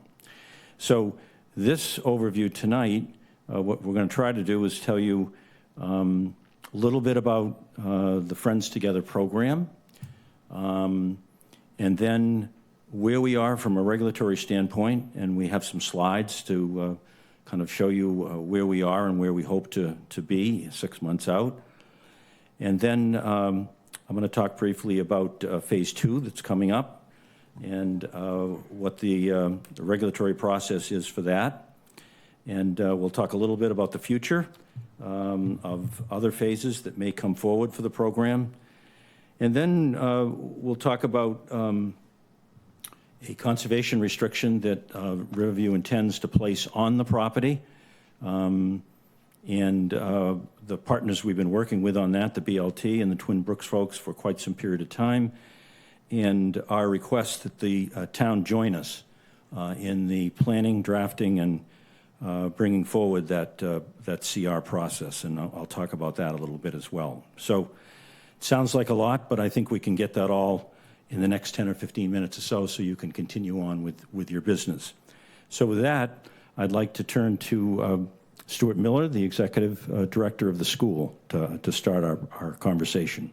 Thank you, Mike, and Town Council members, thank you so much for the time this evening, and my first, admittedly, Town Council meeting, and thank you for your service. It's a pretty incredible responsibility and the different things you hold, so thank you for that. We're grateful for the opportunity to talk tonight. We're grateful for the outpouring of support we've had from the business owners, the community, organizational leaders, and neighbors. Thank you very much, Kim McGuire and Laura Cronin, for your comments earlier this evening. We've been really striving to be proactive and transparent and collaborative in communication every step of the way, and so we appreciate being here this evening. We will, as Mike said, try to be very efficient, but very briefly, I think it's important to understand why we're here and why this project is moving forward and then why we exist. So very briefly, I just wanted to remind everybody, Riverview was founded in 1957, and we've always had a singular mission, and that singular mission is to create the very best environment possible for students that have intellectual and developmental disabilities. We consist of a middle school right now, a high school, a transition program that we call GROW. We have 200 students currently in our East Sandwich campus, representing 23 states and 9 countries. So we have this international reputation. Over half of our students are from Massachusetts. While we've been doing this important work for almost 70 years, we've been so very fortunate, and we believe this in our heart, to be really embraced by this community and by Cape Cod. We've worked hard to be good neighbors and good partners, and we're excited about what this new project will not just bring to the school, but to Barnstable County as well. So as you can imagine, understanding the population of students we work with intellectual and developmental disabilities, a family's journey to Riverview is often marked with hardship and isolation. And at Riverview, students and families find a safe harbor.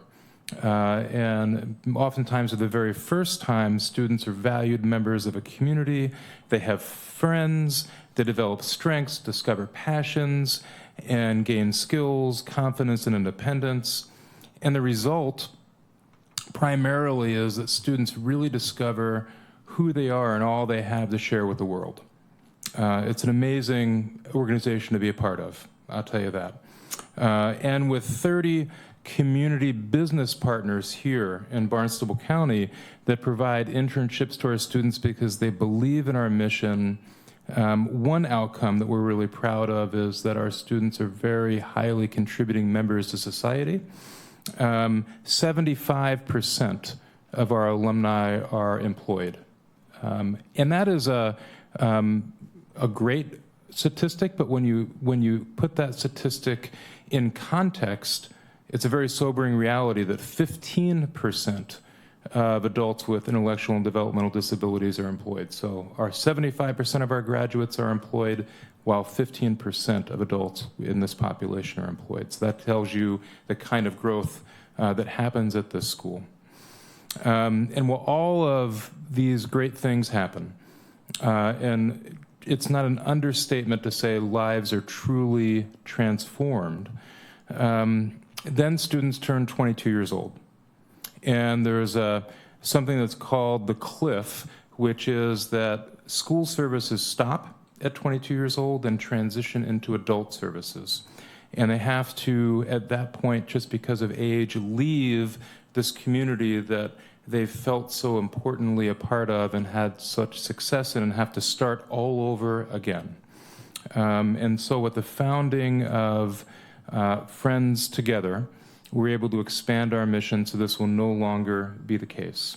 And from the very beginning, when we had a transformational gift that made this whole thing possible, we said to ourselves, we want to do the most good we can for our school and our students, but we also want to give back and respect the partnership and the value that we've received from this wonderful community that has believed in us for almost 70 years. So that is the spirit that we enter into this with. We're going to talk about the building, but before we do that, I'd like to ask David Summers to talk about the vision we have for what this will make possible, not just for our students, but for Barnstable County. Thanks so much, Stuart, and thanks everybody for the opportunity. So yeah, we believe in Friends Together that we're building something new, something different, and really something that doesn't exist anywhere in the world. Our vision, of course, in serving the folks, adult graduates of Riverview and other neurodiverse adults, is to create a vibrant adult community where people with disabilities can live, can continue to grow, develop greater independence, build and maintain friendships, pursue meaningful interest and employment opportunities, and just be active participants here in the broader Cape Cod community. And we feel that we have a really special and unique opportunity to create that opportunity on the former Cape Cod Irish Village community. The renovated conference center, anybody that's driven by can see that it's well underway, is going to be really kind of the heart of the Friends Together community, with spaces for programming, arts and music, recreation, fitness and wellness, social activities, and community gathering. That work will serve our members, but perhaps even more importantly, we don't envision Friends Together as an isolated disability program. We want it to be really part of Hyannis and part of Cape Cod, really something that is woven into the fabric of this place, with our members out and about in the community, as well as the broader community welcomed into Friends Together. We really believe, we're not doing it just to be nice. Like, we really believe that we serve our members well when we empower them to live authentic adult lives in which they are co-equal community members alongside everybody else. And they're not just seen as kind of people who need help, but they're seen as neighbors, coworkers, and friends. So in furtherance of that mission, we've identified, I think, a number of environmental and community benefits that we hope that we can bring, that kind of create those points of contact for the broader community as well as for our folks.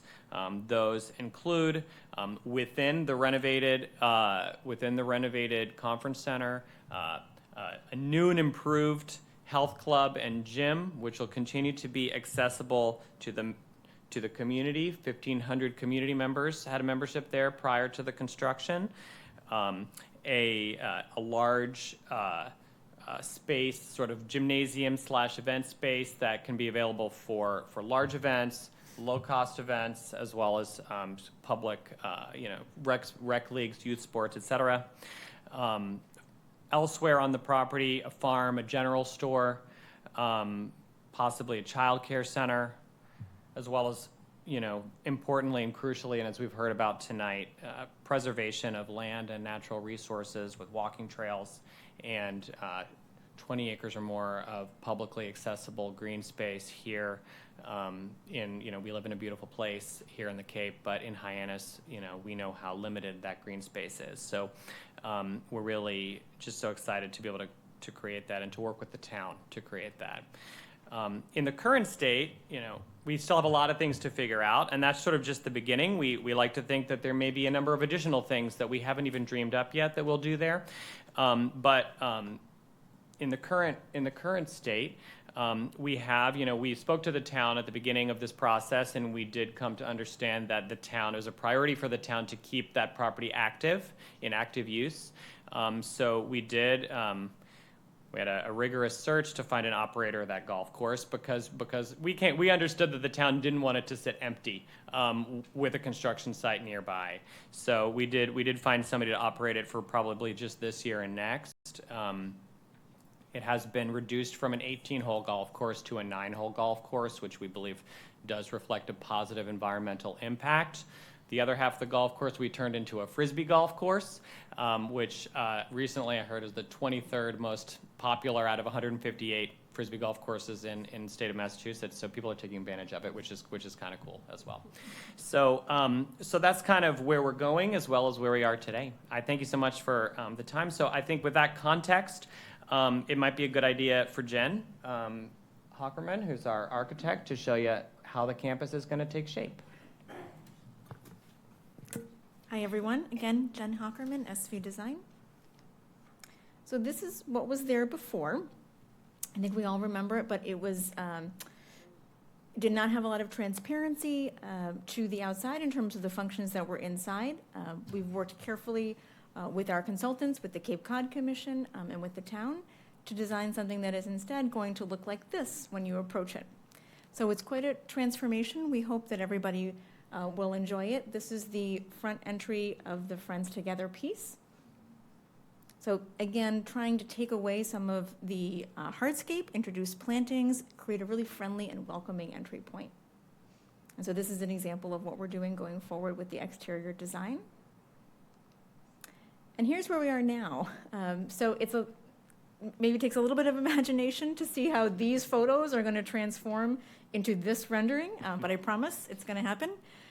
We are pretty much done uncovering hidden conditions and looking at some of the existing structure, the existing masonry that's there. We have a wonderful contractor in Delbrook who has been diligently working on this, and we are continuing to move forward with them. The next steps being structural work. And this is actually Delbrook's site logistics plan. That blue line that goes around the perimeter, starting in the parking lot and then also around the back of the golf course side of the building, that is their construction fence, with those big orange blocks representing the parking for the construction crew. Sections A, B, and C are just how we've broken out the building, but those are the different pieces of the existing building that are part of this renovation project. On the right side of the plan, you'll see some green boxes, and that is parking for golfers so that they can access the golf course on the right side of the plan, outside of the construction fence. So again, being very careful to separate all the construction activities, storage, and monitoring from public access. And then the tan shape that's on the left side that kind of comes up the left side and around, that is overflow parking for the Melody tent goers. And I wanted to tell a little bit about our plans for the hotel. So the existing hotel has 240 rooms. We are converting that into 130 units. So those units consist of 1 bedroom, 2 bedroom, and studio units. The studio unit is exactly 1 hotel block with a kitchenette in it, and then we're combining 2 hotel rooms to create 1 bedrooms and 3 hotel rooms to create 2 bedrooms. So that is throughout both floors of the existing hotel. Again, the total is 130. There will be a new entrance point all the way on the right side of the drawing. That's where their current laundry facility is, and there'll be renovations in there to create a new entry point. So that's where all of the functions like mailroom, trash, packages, laundry, that kind of thing would happen.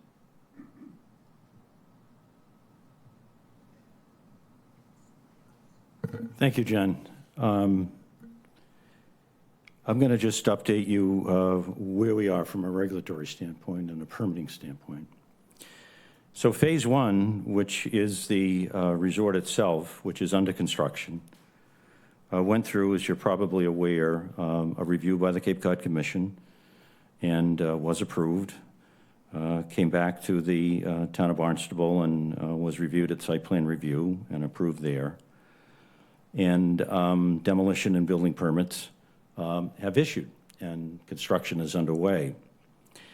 The construction timeline, we're hoping that the resort is completed sometime in August of '27. That's the goal.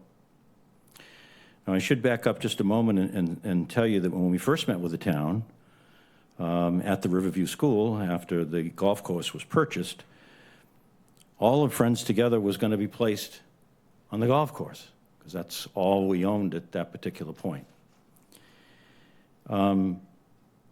Subsequently, the resort became available, and with the donor that the school has, they stepped up and made that a reality, and it allowed Riverview to shift gears, and rather than look at new construction on the golf course for the Friends Together facilities, to look at redevelopment. And redevelopment is what we were hearing from the Cape Cod Commission, from the town, and from the Twin Brooks folks. Use what's there if you can.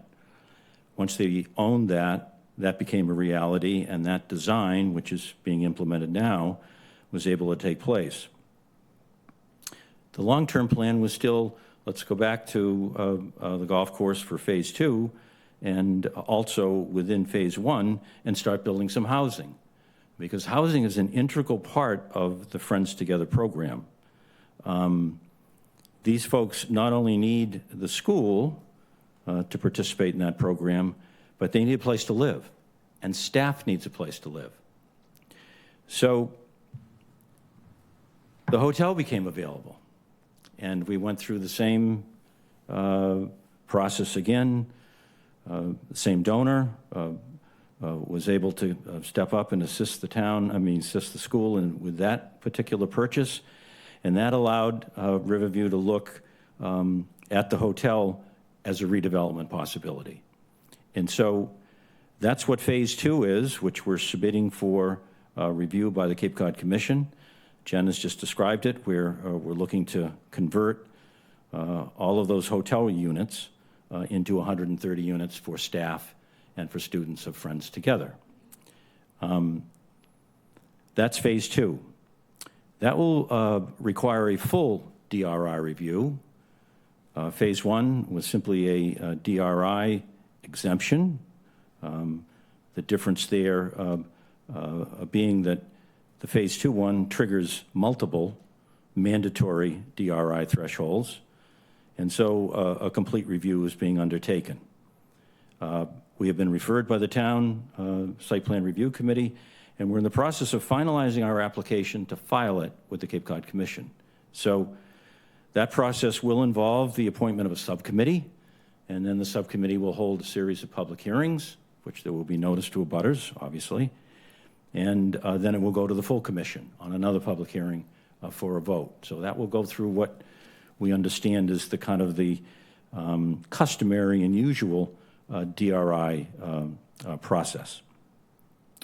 Our hope with phase two is that we can complete that process by the end of the year with the commission and come back to the town for our site plan review and hopefully the issuance of a building permit. We're looking to have that one permitted and then started after the first of the year. That's a shorter construction schedule because that's staying within the same footprint. We're not going outside the footprint of the hotel at all. Everything's within what's already there, the 130 units. And the timing is that that would open at the same time as the resort in August of '27. That's the goal, that's the construction schedule, that's what we're trying to achieve at this point. So that's where we are kind of on our permitting process.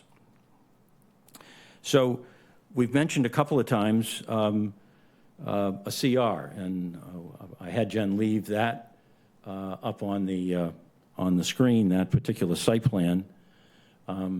That shows all of the property, and the area that's colored in orange is the area that is under consideration for a conservation restriction, which would be a restriction that would run with the land, be in perpetuity, and be very similar to the types of restrictions that I'm sure the council is familiar with that you've approved for your town with open space and community preservation acquisitions over time.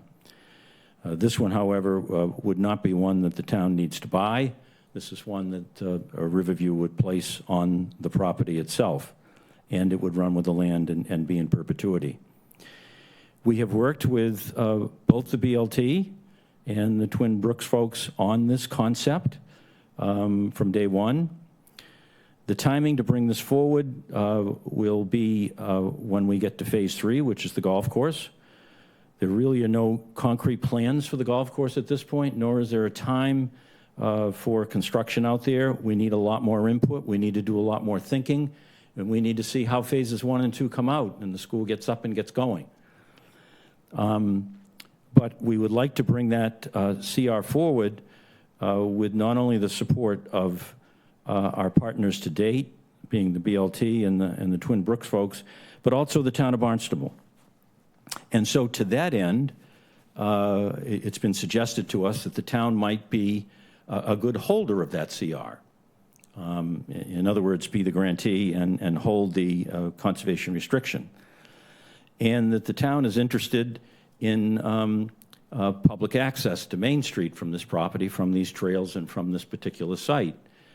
Riverview is as well. We would support that. We want to see public access into the site. As David Summers has indicated, having public access with the Friends Together program is an important aspect of it. We want the Friends Together participants to be able to enjoy contact with the public. So we think it's important that the town be involved in putting together this conservation restriction, thinking about what uses will be allowed in the restricted areas and what will not be, what will be public uses and what not. But clearly there will be public use of this private property is what we anticipate and what we would encourage and we think the town is interested in. So we're excited about that. At our last meeting with council leadership and the manager's office, we suggested in order to bring this conservation restriction forward, that the town consider either forming an ad hoc committee to work on this conservation restriction with us, or perhaps one of your standing committees is all set to pick up this task and work on it as part of their existing charge. We understand that's been kind of taken under advisement and will come before the council at some point. That's a council decision, obviously, to set up a committee. But we'd encourage it. We think that's the place to kind of develop the rest of this conservation restriction, the areas, the uses, the public uses in particular, so that it's ready to come forward when we have a phase 3 that comes forward and we place it on the property and it runs with the land. So that's kind of the future. We think that committee is important and we'd like to be a part of it. And I'm sure our partners at Twin Brooks and BLT would like to be a part of it as well. But at the end of the day, if there is a formal committee, obviously it's the council who makes a decision as who would be on that. And but we think that's a good way to go. And we also think that since phase 3 is in the future, working on that now might allow us to start to put together the plans that we need for the public access to get out to Main Street, how that's going to happen, how it's going to be financed, where it's going to be, and get some of that work done so that all of those things can be happening and not simply start 3 or 4 years from now when the CR goes on, but to have that work done and make those things happen sooner than later, because we see that public access is very important to our project as well. So that's our overview. We've committed to your council leadership to continue to update them as well as the manager, but at any time that the full council feels that they'd like to hear from us or have questions for us, we'd be happy to come back and go through the details of any aspect of the project with you at one of these meetings. Thank you very much, Attorney Ford, and thank you very much to your team for presenting such a good plan for us to evaluate and for this update. Are there councilors who have questions for Attorney Ford and his team? Councilor Ludke. I'm just excited you're here. Thank you. Yes, thank you, Vice President Clark. What an amazing presentation. Thank you to all of you. Your statistics are incredible, with 75% of your graduates, if you will, having employment. I'd like to know, you talked about 130 units there, and you talked about hypothetically more units, and I know that a lot of the parents buy homes in the Hyannis community. Do your students, and you have the breakdown of studios and things, do your friends together, do they marry? Do they have children? I mean, is that something that's normal part of this? Do they, or I don't know, are you geared to those who stay single, or what? I mean, I hope so. I think historically no, but I think that represents, I think, a failure as a society that's kind of like, that's not the norm. We have people that they want partnership and companionship, and they want to share their lives with someone, and we hope that there may be people that will have that opportunity here. But your mix of units, those could be available to students as well as staff. You're not saying a 2-bedroom couldn't necessarily be available to a student. That's okay. correct, yeah. All right, and then I love Attorney Ford, where you said public use of private property. I think that's amazing, and the statistic on the Frisbee golf, that's incredible too. It's always nice to have new recreational opportunities.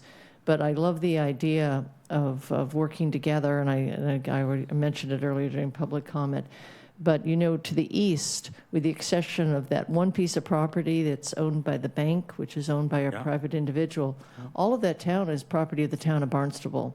So there's ample opportunities to enter into this space from the east, which I think is the ideal way, versus people slogging all the way through the Rotary and down to the west. So that's why I think discussions with the town of Barnstable are absolutely critical. We do own recreation space where we've built the pump station there that faces right onto Main Street. So there's really good opportunities, like you said, Attorney Ford, to start now to work towards that, to do a public-private partnership. And I know our CFAC has talked a lot about public-private partnerships, and it's something I think the town really needs to embrace, and this is a great opportunity to move into that space. Thank you. Thank you very much, Councilor Bloom. Thank you, Madam Chair. Just a comment, not a question. Nothing bad can come of this. It's just a fantastic thing that you're doing.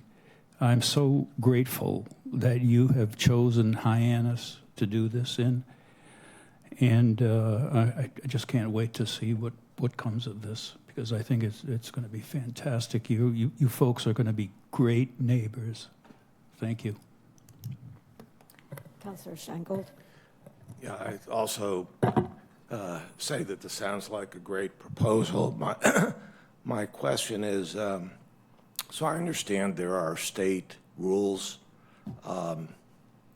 and federal rules, the HCBI, I forget exactly what that stands for at this point, but, and this may be relatively early in the process here, but just how do you see, in broad terms, your ability to comply with state and federal rules for this kind of project? We spend a lot of time thinking about that. We are actively working with both Mass Health and the Department of Developmental Services to obtain licensing so that our members can utilize their benefits to pay for their participation in the programming. We've designed the renovated conference center in kind of an intentional way in which a portion of the site is kind of carved out, what we look at as kind of like members only zone, where a lot of the kind of direct kind of skill building and training work can happen. And then the remainder of the site would be sort of mixed use for access both by our members as well as the broader community. So I'm not sure if that answers your question, but and maybe just when will you know that you'll have these level of approvals? What we're in the process of. we think very soon. We are looking to obtain it before the end of this year. We have sort of an application process that's underway. We've had just tremendous interest, and so a lot of people are banking on it. So we've already got our application in on the Mass Health side, and we'll get it in by the end of September on the DDS side. Yeah. Great. Good luck. Thank you. And one thing just to add and to clarify as well on that question is that we're excited because this won't just be for Riverview alumni. It'll be open to members of the community that fit the population as well. Councilor Levesque. Thank you, Vice President Clark. I had the privilege to meet both of you early in the process, so thank you for really the willingness to come and speak to us in regards to that. And Mr. Miller, also thank you for your service as a veteran, and I want that to be recognized. But the again, what the school has accomplished in really a relatively short time is amazing, and again, I think I echo Councilor Bloom's comments that very grateful that you chose Hyannis, and there was already a presence here in a number of group homes, and a lot of graduating Riverview students embraced Main Street Hyannis already. So it really is a perfect fit, and a lot of them are my friends, and they do have significant others from time to time. So I've got to meet them as well. So, and that being said, you know, I know a lot of them are very because of maybe the inability to get a driver's license, where they need to walk. I would, you know, welcome a partnership, I guess, because it's not in my lane. But to improve walking ability around the West End Circle, that would be a concern of mine. Or even a pathway somehow to where that pump station is. Maybe trying to get some of that property, put a bridge back there or something. These are ideas that have been bounced around for some time. And if you could be open, again, it's really just for the safety of the children and the staff that would attend a bike path or something like that, really. And the two-way Main Street, I think it's definitely something that the Riverview School could get behind, so to speak, and you know, again, it's mostly government funded, and again, I think that will slow traffic down, just make that whole area leading up to that West End Circle safer for the people who are going to be living at and using Friends Forever. Just two quick questions. The conservation restriction for the property that's going to possibly be, how many, it's a 40-acre parcel basically behind there. How much of that is the conservation restriction possibly? 20. Orange in the top. Yeah. My eyesight's not as good as it used to be. Yeah, I can't read it either. Is it possible to zoom in on the upper right corner? Or upper left corner, excuse me. Neither one of us can read it with our glasses. It does look similar to what was being maybe half of it, whatever, maybe Yeah, it's 20-something acres. 20 acres, Yes, which is basically the unbuildable type of. And a lot of that area is the most sensitive portion. Absolutely, 100%. You know, you've got Stewart's Creek, which is technically a river under the Rivers Act. So you've got an inner and outer riverfront area, and you've got your standard wetlands setbacks, and it's essentially the same that. amount of acreage, I think, that was going to be used when there was a possible housing complex being built there, which is great. And again, it was always being talked about being in agreement with BLT. So I'm glad that's moving forward. Do you foresee the other 20 acres being possibly developed at some point in time, or do you think that you might use that for the golf Frisbee golf, now that it's been so successful, moving that forward? I think the Frisbee golf is a temporary thing. Okay. All right. There will be plans for that Great area. idea. We're not sure what they are, but there will be some plans there in the future. But that's why we need to stay engaged with the town and others to kind of work through what ends up being acceptable out there. Excellent. Thank you very much. I appreciate that. A couple of numbers just to Yeah. circle back on your question. So the orange area that we show is 17.89 acres. Excuse and me, Oh, I'm sorry. Thank you. The orange area is 17.89 acres that we show there. The blue area, which is the actual creeks itself, is 2.6 acres. And then the pink area, which is land within the 100-foot coastal bank buffer zone, is 0.6 acres. Right. It's roughly half. Thank you very much. I appreciate that. Thanks again for your time. I really appreciate you being with us.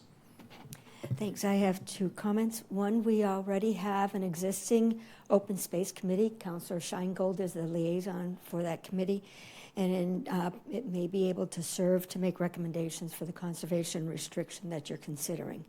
They actually review conservation restrictions as it goes through the process in our town. And please convey our thanks to your generous donor who has made that investment to for his or her grand vision to transform our downtown of our beloved Barnstable. We will definitely pass that on. Thank you. Yes. Thank you. Any other councilor comment? Well, thank you very much for your time and your presentation. Appreciate this update. Appreciate Thanks for the the opportunity. opportunity. We look forward to the next newsreel.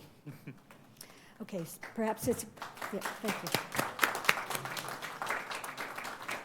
Perhaps it's time for a break. 5-minute break, please.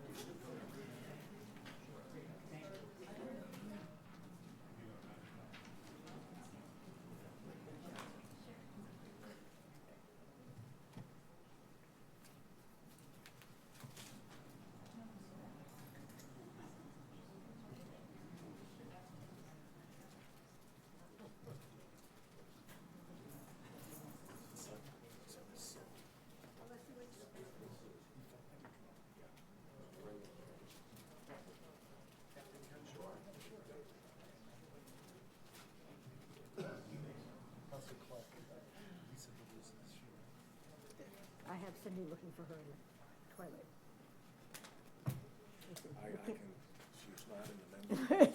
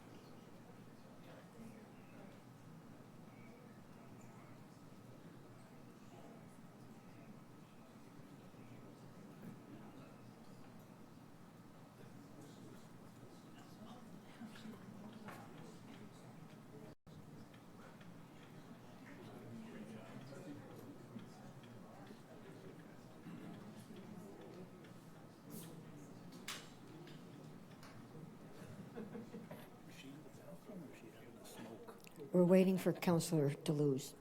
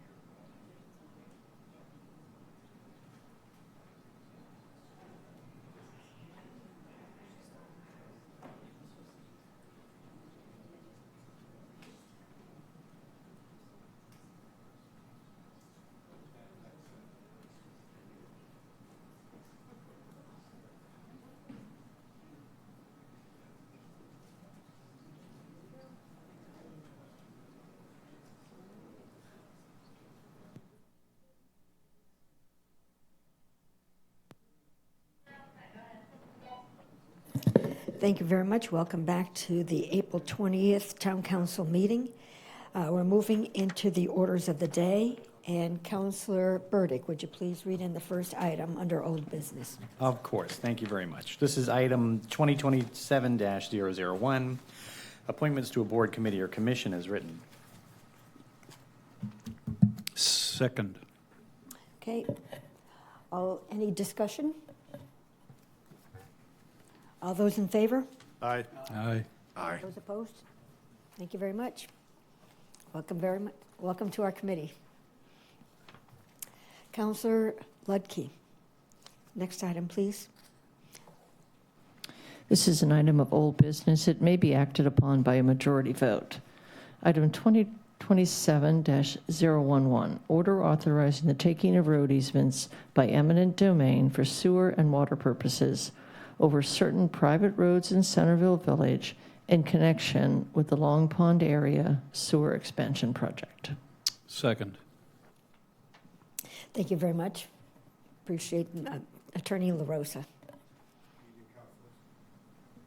Good evening, councilors. Tom LaRosa, First Assistant Town Attorney. The town is proceeding with plans to install sewers and related infrastructure in Centerville Village as part of the Long Pond Area Sewer Expansion Project. As part of the project, the town will install sewers in both public and private ways. The town already has sufficient rights to install sewers in the public ways and needs to secure rights to install sewers in the private ways. The 18 involved private ways are listed in the vote and shown in the plans included in the agenda. The vote would authorize the town, acting by the town manager, to take water and sewer and easements in these private ways to provide the town with the necessary rights to install the sewer lines as part of the project and in accordance with the town's comprehensive wastewater management plan. The timely completion of these takings will also qualify the work for State Revolving Fund, or SRF, monies in accordance with state funding requirements. Utilizing the eminent domain procedure to acquire these easements will assure clear title to the property, which is necessary to qualify for SRF funding. Because we believe the value of the sewer improvements to the abutting property owners will exceed the value of the easement within the traveled roadway, there is no provision for the award of monetary damages. The town is finalizing more detailed survey plans for the involved private roads, which will meet the recording requirements of the Registry of Deeds. These plans will be referred to within the order of taking for the easements, which would be adopted by the town manager under the authority of this vote. The order of taking will also include an exhibit listing the specifically affected properties, including their assessor parcels, street addresses, owner names, title references, and mortgagees. The final order of taking will be recorded at the Registry of Deeds, and a copy will be sent by certified mail to each property owner and mortgagee if there is one involved. This vote just concerns the acquisition of the easements in the private ways. There were some questions tangential to this during public comment, and Director Santos could speak to those regarding wetlands and trees, for example. Thank you very much. Welcome, Director. Good evening, councilors. Dan Santos, Director of Public Works. Relative to the questions and comments that came up regarding wetlands, first of all, we comply with the Wetlands Protection Act and regulations. What that means is basically we identify resource areas and where we have to file with the Conservation Commission, we will do so. We are not working in any resources areas on this project, but there may be buffer zones, so where we have to file with the Conservation Commission, keeping in mind that this work is actually exempt under the Act, but we will work with the Conservation Commission in any of the projects or parts of the project that they want to see in detail. We'll provide that with them, for them. So we will comply with the Act. These are already improved roads, so it's not like we're cutting new paths or going through wetlands or anything like that, or impacting them. So it really is minimal relative to the Act. Regarding the trees, we are in design for this project, and like all projects, we try to avoid mature trees, so we move the sewer as we need to if there's a significant tree or number of trees. If we can't do that, then sometimes a tree needs to be removed. We don't have the details right now for this project because the design isn't complete. The most significant tree impact is where we have to trim trees because of overhead branches, because you have heavy equipment, excavators that have to come in. You have to make sure we have enough room. So there will be trimming for sure. And then occasionally a tree will have to come down because the main root or the tap root that might be on a property next to the road goes under the road where the sewer's going. And if you cut through that and destroy those main roots, that tree's not going to survive. So we work with the homeowners, if it's a home tree, a private tree, or with the town tree warden on whether or not it makes sense to replace that tree, or if they want it replaced, of what type and in what location. So, and then finally, there was a comment about people not being aware of this. The CWMP project probably has the most robust public involvement, public outreach of any project we've ever done. All of these people that abut these roads and this project have been notified with certified letters and mailings. There's been a number of meetings we've held to inform them specifically to each neighborhood, and we will continue to do that, including for this project. Mailings, websites, so we are definitely reaching out to the people that are impacted in these areas, and we'll continue to do so. I think it's paid off. I think people are very well informed that are on the path or in the area where the construction will occur. So, thank you. Thank you very much for that clarification. That's very beneficial and addresses the concerns.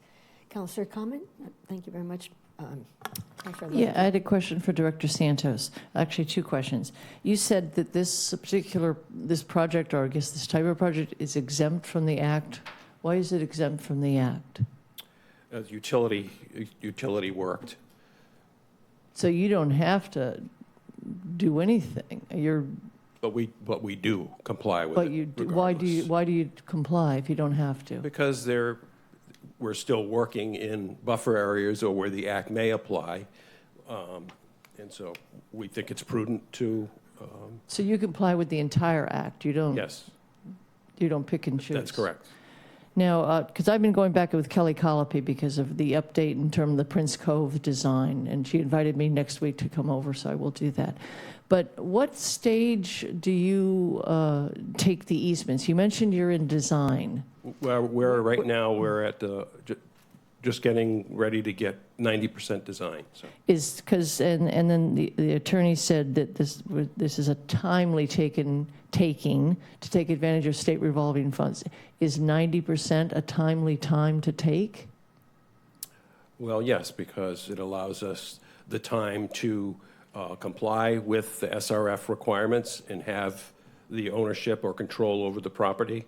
But it's also far enough along because we need to know exactly what the limits of the taking are. So you have to get further enough along in the design to be able to do that. So it's an appropriate time. Well, that makes sense that you're only taking what exactly you have to take, and you have complied. Correct. With all aspects of the act along the way. That's correct. And the trees, have you had experience thus far in the comprehensive waste management plan with trees that had to come down? There have been some trees come down. Most of them have been smaller trees, not significant. Have we replanted? Do we have any policy for that? We do it on a case-by-case basis. Again, as I said, depending on if they're in the town right away, we may replace the trees depending on the location, what the type of tree was, what the continued use is going to be, and if it's private property, we provide the opportunity to replace that tree in a species and location that would be preferable. And do we have a tree warden? Yes, we do. Works for me. Okay, so it's currently filled. The tree Yep, warden. and he's a licensed arborist and very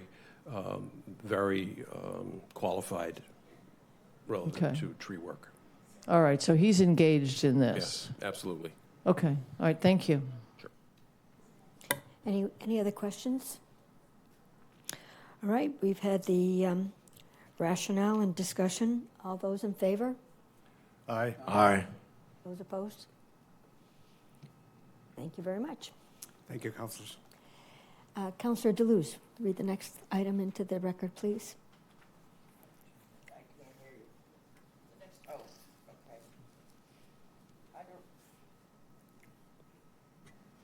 Under old business, 2027-11.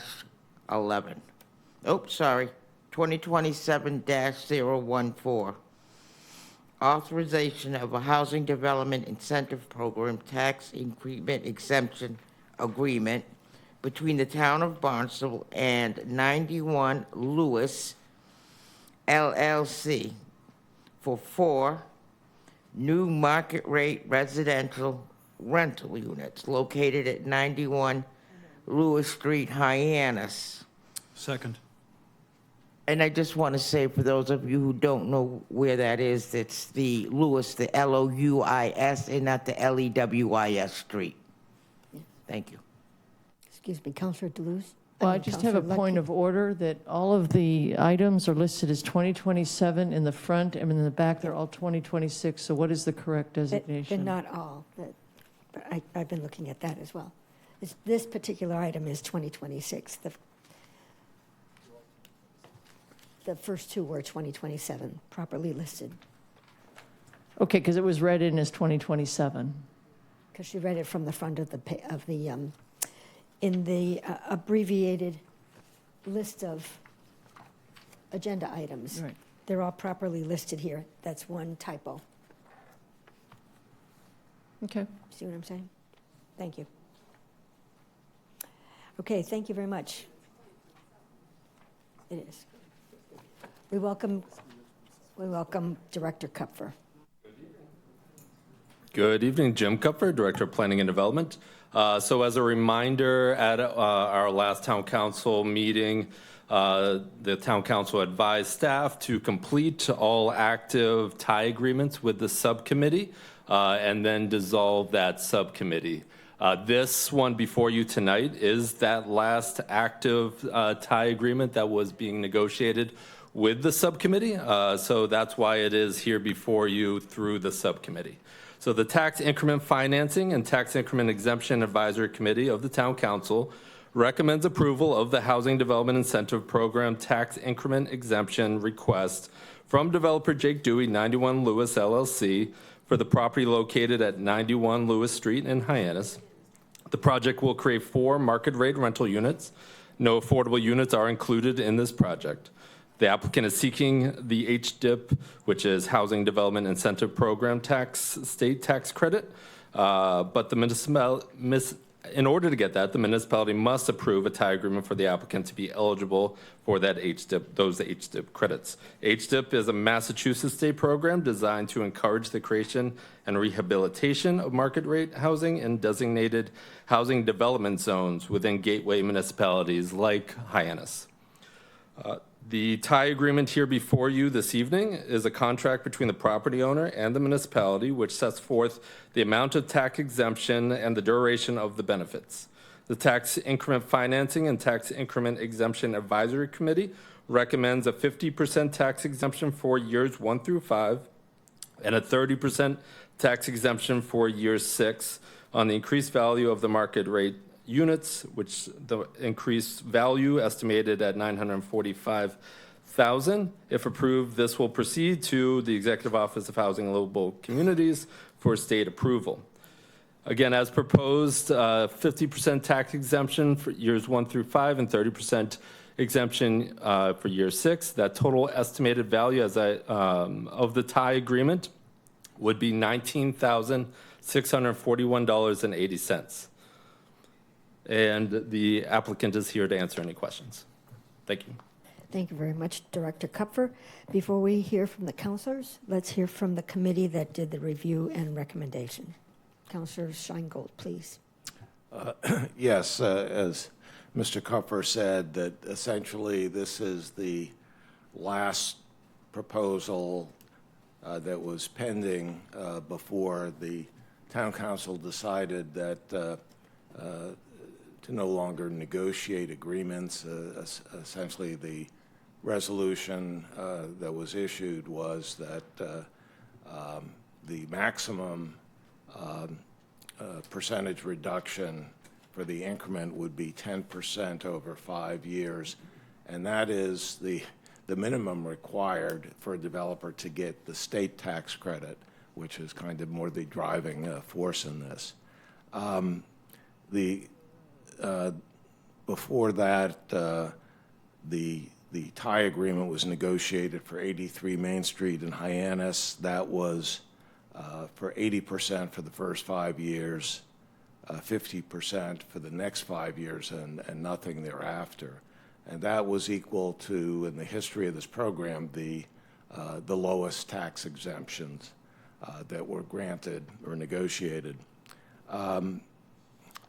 So kind of the view, and Councilor Bloom also attended this negotiating session, was that we were going to negotiate something significantly less than what was done before. This is basically a transition to basically eliminating these negotiated arrangements. So we offered a 50% reduction for 5 years. Now, the lowest term that was previously negotiated was 10 years. And this was for 50%, and the lowest amount negotiated for the first 5 years before, I believe, was 80%. So this was a very significant reduction. Mr.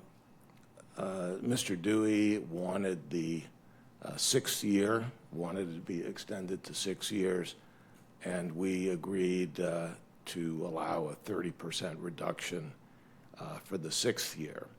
So in all, and I think it's been looked at by the staff on a 20-year basis, essentially it was roughly 19,000 out of 149,000 of incremental taxes, which is less than 13% on a nominal basis. So that's what happened here, and I think the real major benefit financially is the state tax credit, and there is a requirement that there be an amount that tax credit or tax exemption that the town negotiates.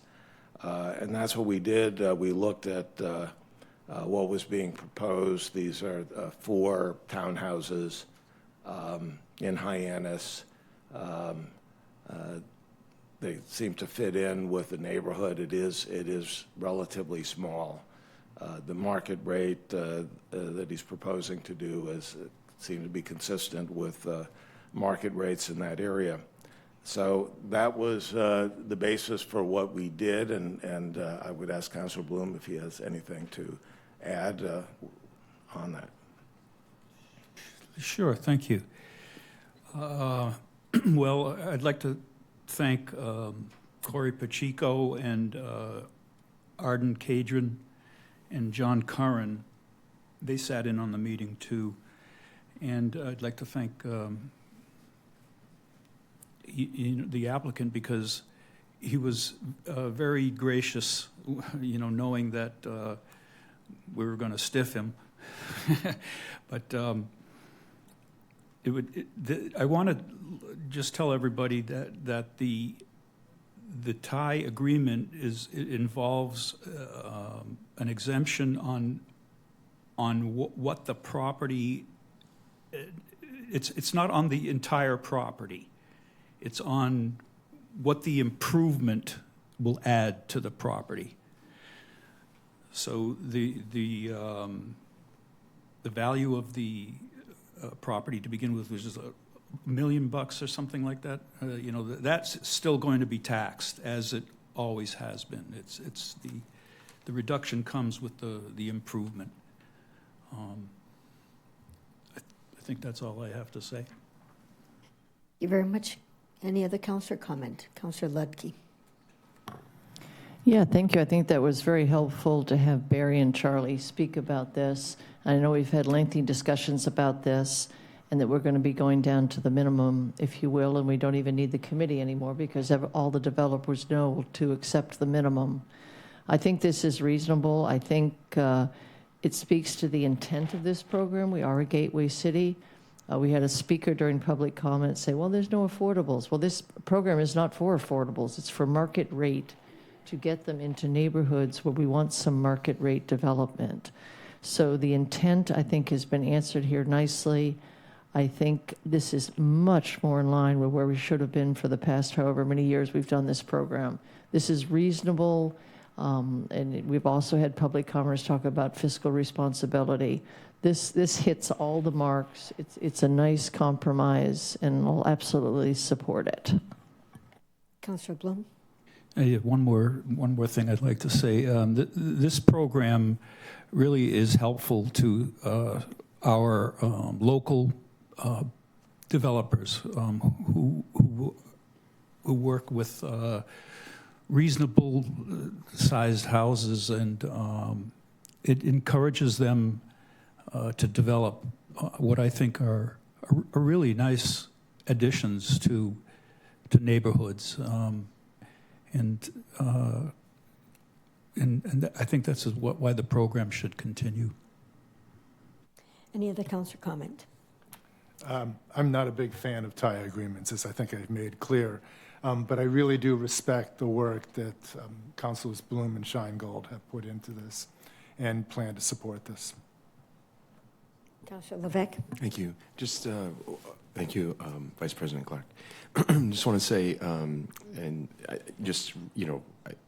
sometimes, again, for the edification of those who are watching, the market rate isn't, necessarily a bad thing when a developer like Mr. Dewey in this case is, yes, he's getting, close to a $20,000 exemption over a 6-year time, but it says here, the rent's $25.75 for a 2-bedroom townhouse.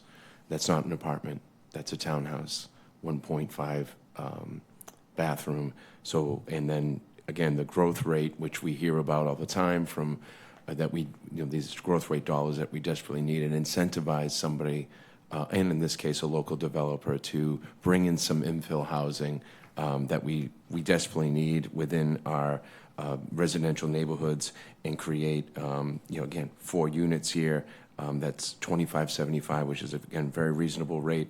So the savings looks like it's going to go into helping somebody, again, be able to afford a nicer place to live. So, and at the same time, over a 20-year period, we'll create $150,000 worth of growth dollars. So that's how the program's supposed to work, and that's what's happening here. So just to let people know, this is a good project. Thank you. Thank you very much. Any other councillor comment? Okay, all those in favor? Aye. Oh, I'm sorry. Well, one, I want to say thank you, but I also just want to add one other restriction that comes with the contract is that they're year-round. So they will be restricted for the period of the contract that they're year-round. So there's another sort of value to the town that this housing is. Good point. Thank you for But thank you all for putting the that on the support. record. Appreciate that. We already voted All right, yes. if there's no more comment, all those in favor of this project 2027-1014? Aye. Say aye. Those opposed? Aye. Okay, thank you very much. Congratulations, Mr. Dewey. Councillor Bloom, are you ready to read the next agenda? Thank you. Do the consent agenda. So you could, do you want- so it's just at the top here.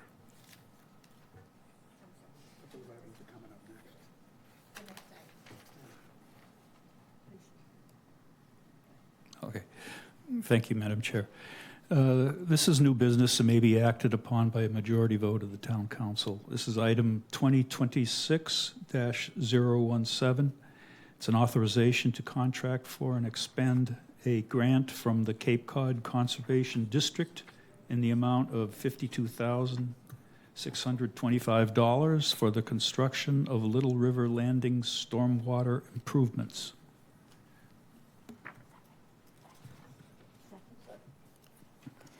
Second. Thank you very much. We have the item and seconded. Thank you very much, Director Santos. Yes, thank you, Daniel Santos, Director of Public Works. The town of Barnstable is being awarded a $52,625 grant from the Cape Cod Conservation District. This grant will provide 25% of the total construction costs up to $52,625 for this project. The town council previously accepted a United States Department of Agriculture Natural Resources Conservation Service grant under item 2026-032, which provided funding for design and 75% of the cost of construction for the Little River Landing Stormwater Improvements Project. The remaining 25% non-federal portion of the construction cost was anticipated to be funded by the town. However, the Cape Cod Conservation District, a project partner, applied for and received a grant from the Massachusetts Federal Funds and Infrastructure Office.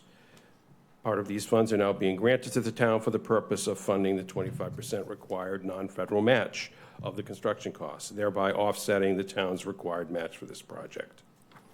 The town must expend the funds up front and subsequently submit for reimbursement prior to July 15th, 2028. Thank you. Thank you very much, Director Santos. Any questions for Director Santos?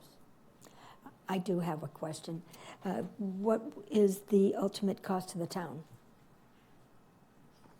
Well, now it's basically some permitting that's not, and some things that aren't covered by the grant, by the federal grant. It's minimal and it's within our existing budget. Thank you very much. Appreciate that. If there are no other questions, all those in favor, say aye. Aye. Aye. Those opposed? Motion passes. Good one. Oh, you opposed? Lisa? Councilor Deleuze, you oppose? I didn't hear that. She said aye. Aye? Good.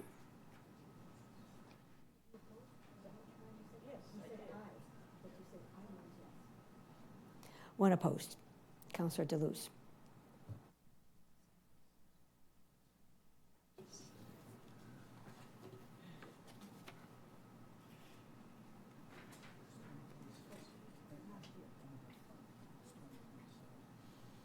You want me to do it? Thank you.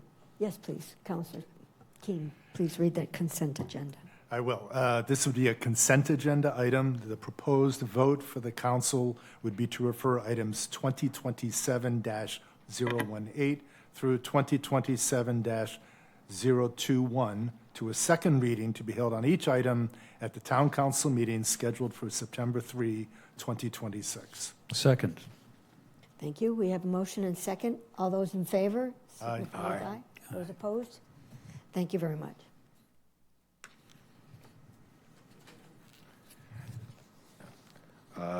This is item for new business 2027-022. Resolved to fill a second vacancy in the town council at the special election scheduled to be held on October 13th, 2026, and may be acted upon by majority vote. Second. Okay, thank you very much. We have a motion and second.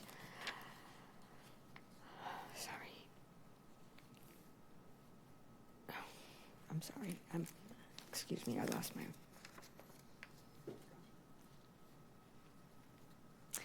Okay, any discussion on this? Councillor Ludking. I think the full wording should be read in because it's just too vague for those listening. You don't say what precinct it is and what date. I just think a quick read of the full text would be helpful for context. Okay. Well, Yeah. Do you mind? Go ahead, Councillor Scheingold. Sure. So the text of item 2027-022 is resolved that the town council hereby declares that a vacancy currently exists in the office of Town Councilor Precinct 1, and that said seat shall be filled for the balance of the unexpired term at the special election to be held on October 13th, 2026. Thank you. All right, thank you very much. It's been read into the record. Seconded. Second. Councillor Burdick, seconded. Thank you. Any other discussion? Thank you for the clarification. All those in favor? Aye. Aye. Those opposed? Thank you very much. Councillor Crocker, can you read the next item, please? Certainly, Madam Vice Chair. Under new business, it may be acted upon by a majority vote. Item number 2027-022, resolve. Oh, No, we just did that one. 23. I'm sorry, 23. Authorization to contract for and expend a state fiscal year 2027 state 911 Department PSAP Leadership Scholarship Grant in the amount of $13,000 from the Commonwealth of Massachusetts Executive Office of Public Safety. This is may be acted upon by a majority vote as written. Second. Thank you very much. We have Barnstable Police Department Chief Chalice here. Thank you very much for the rationale. Jean Chalice, Chief of Police. Dispatch Coordinator Haley Hollander applied for and was awarded this $13,000 grant that will allow her to attend the Communications Center Manager Program located in San Antonio, Texas. The grant covers all costs associated with travel, and the program includes training in areas such as human resources, finance, customer relations, media relations, operations, legal matters, managing technology and emerging issues, and then several other topics. Dispatch Coordinator Hollander's attendance at this program is going to provide her with meaningful professional development, but then also the training and information she brings back will have immediate impact in our dispatch center as well as the regional center in the future. Thank you very much. Any council discussion? Questions? All right, thank you very much. All those in favor? Aye. Those opposed? Say so. It's nay. Opposed over here. Thank you. Thank you very much. All right, thank you very much. Next item, Councilor Levesque, please. Thank you, Vice President Clark. This is new business. May be acted upon by item number 2027-024, authorization to contract and expend a federal fiscal year 2025 Edward J. Byrne Memorial Justice Assistant Grant in the amount of $23,886.68 in the U.S. Department of Justice, Office of Justice Programs as written. Second. Thank you very much. We have the motion and seconded. Thank you very much, Chief Chalice, for the rationale. Good evening, Jean Chalice, Chief of Police. This is an FY 2025 burn grant for $23,886.68 from the Department of Justice. We will be using some of these funds for equipment in order to improve our training programs.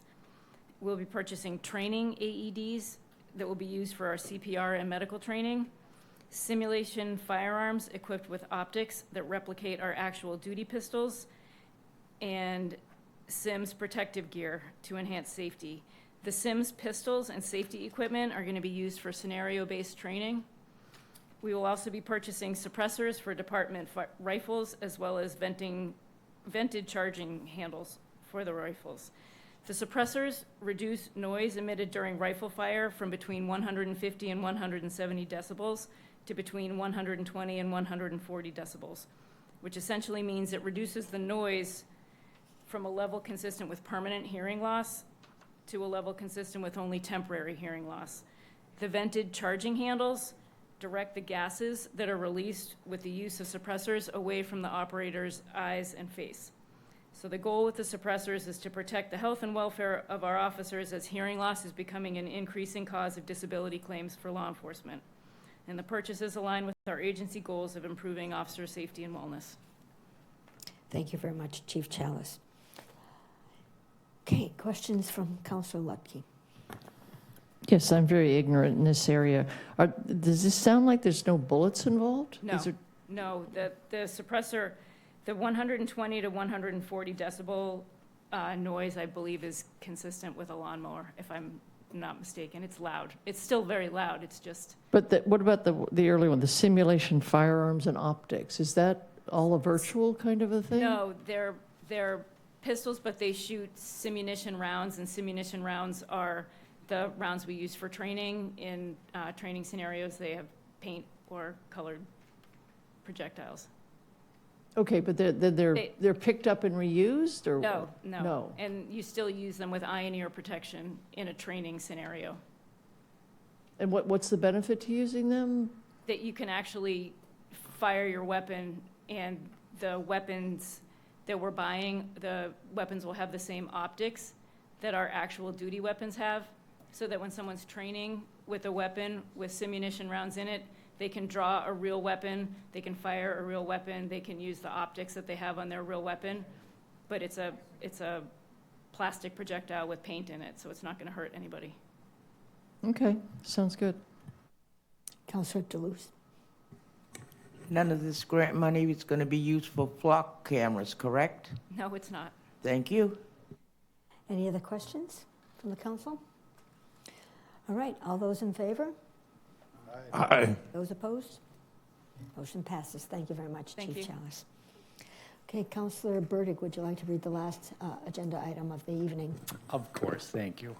This is item 2027-025, a resolve delegating to the town council president the authority to designate a moderator to preside over and regulate the special town council meeting / open meeting of the voters scheduled for September 10th, 2026. Second. Thank you very much. Is there any discussion from the councilors? Yes, Councilor Shango. Yeah, the question is whether the moderator would be hired and what the estimated cost of the moderator is.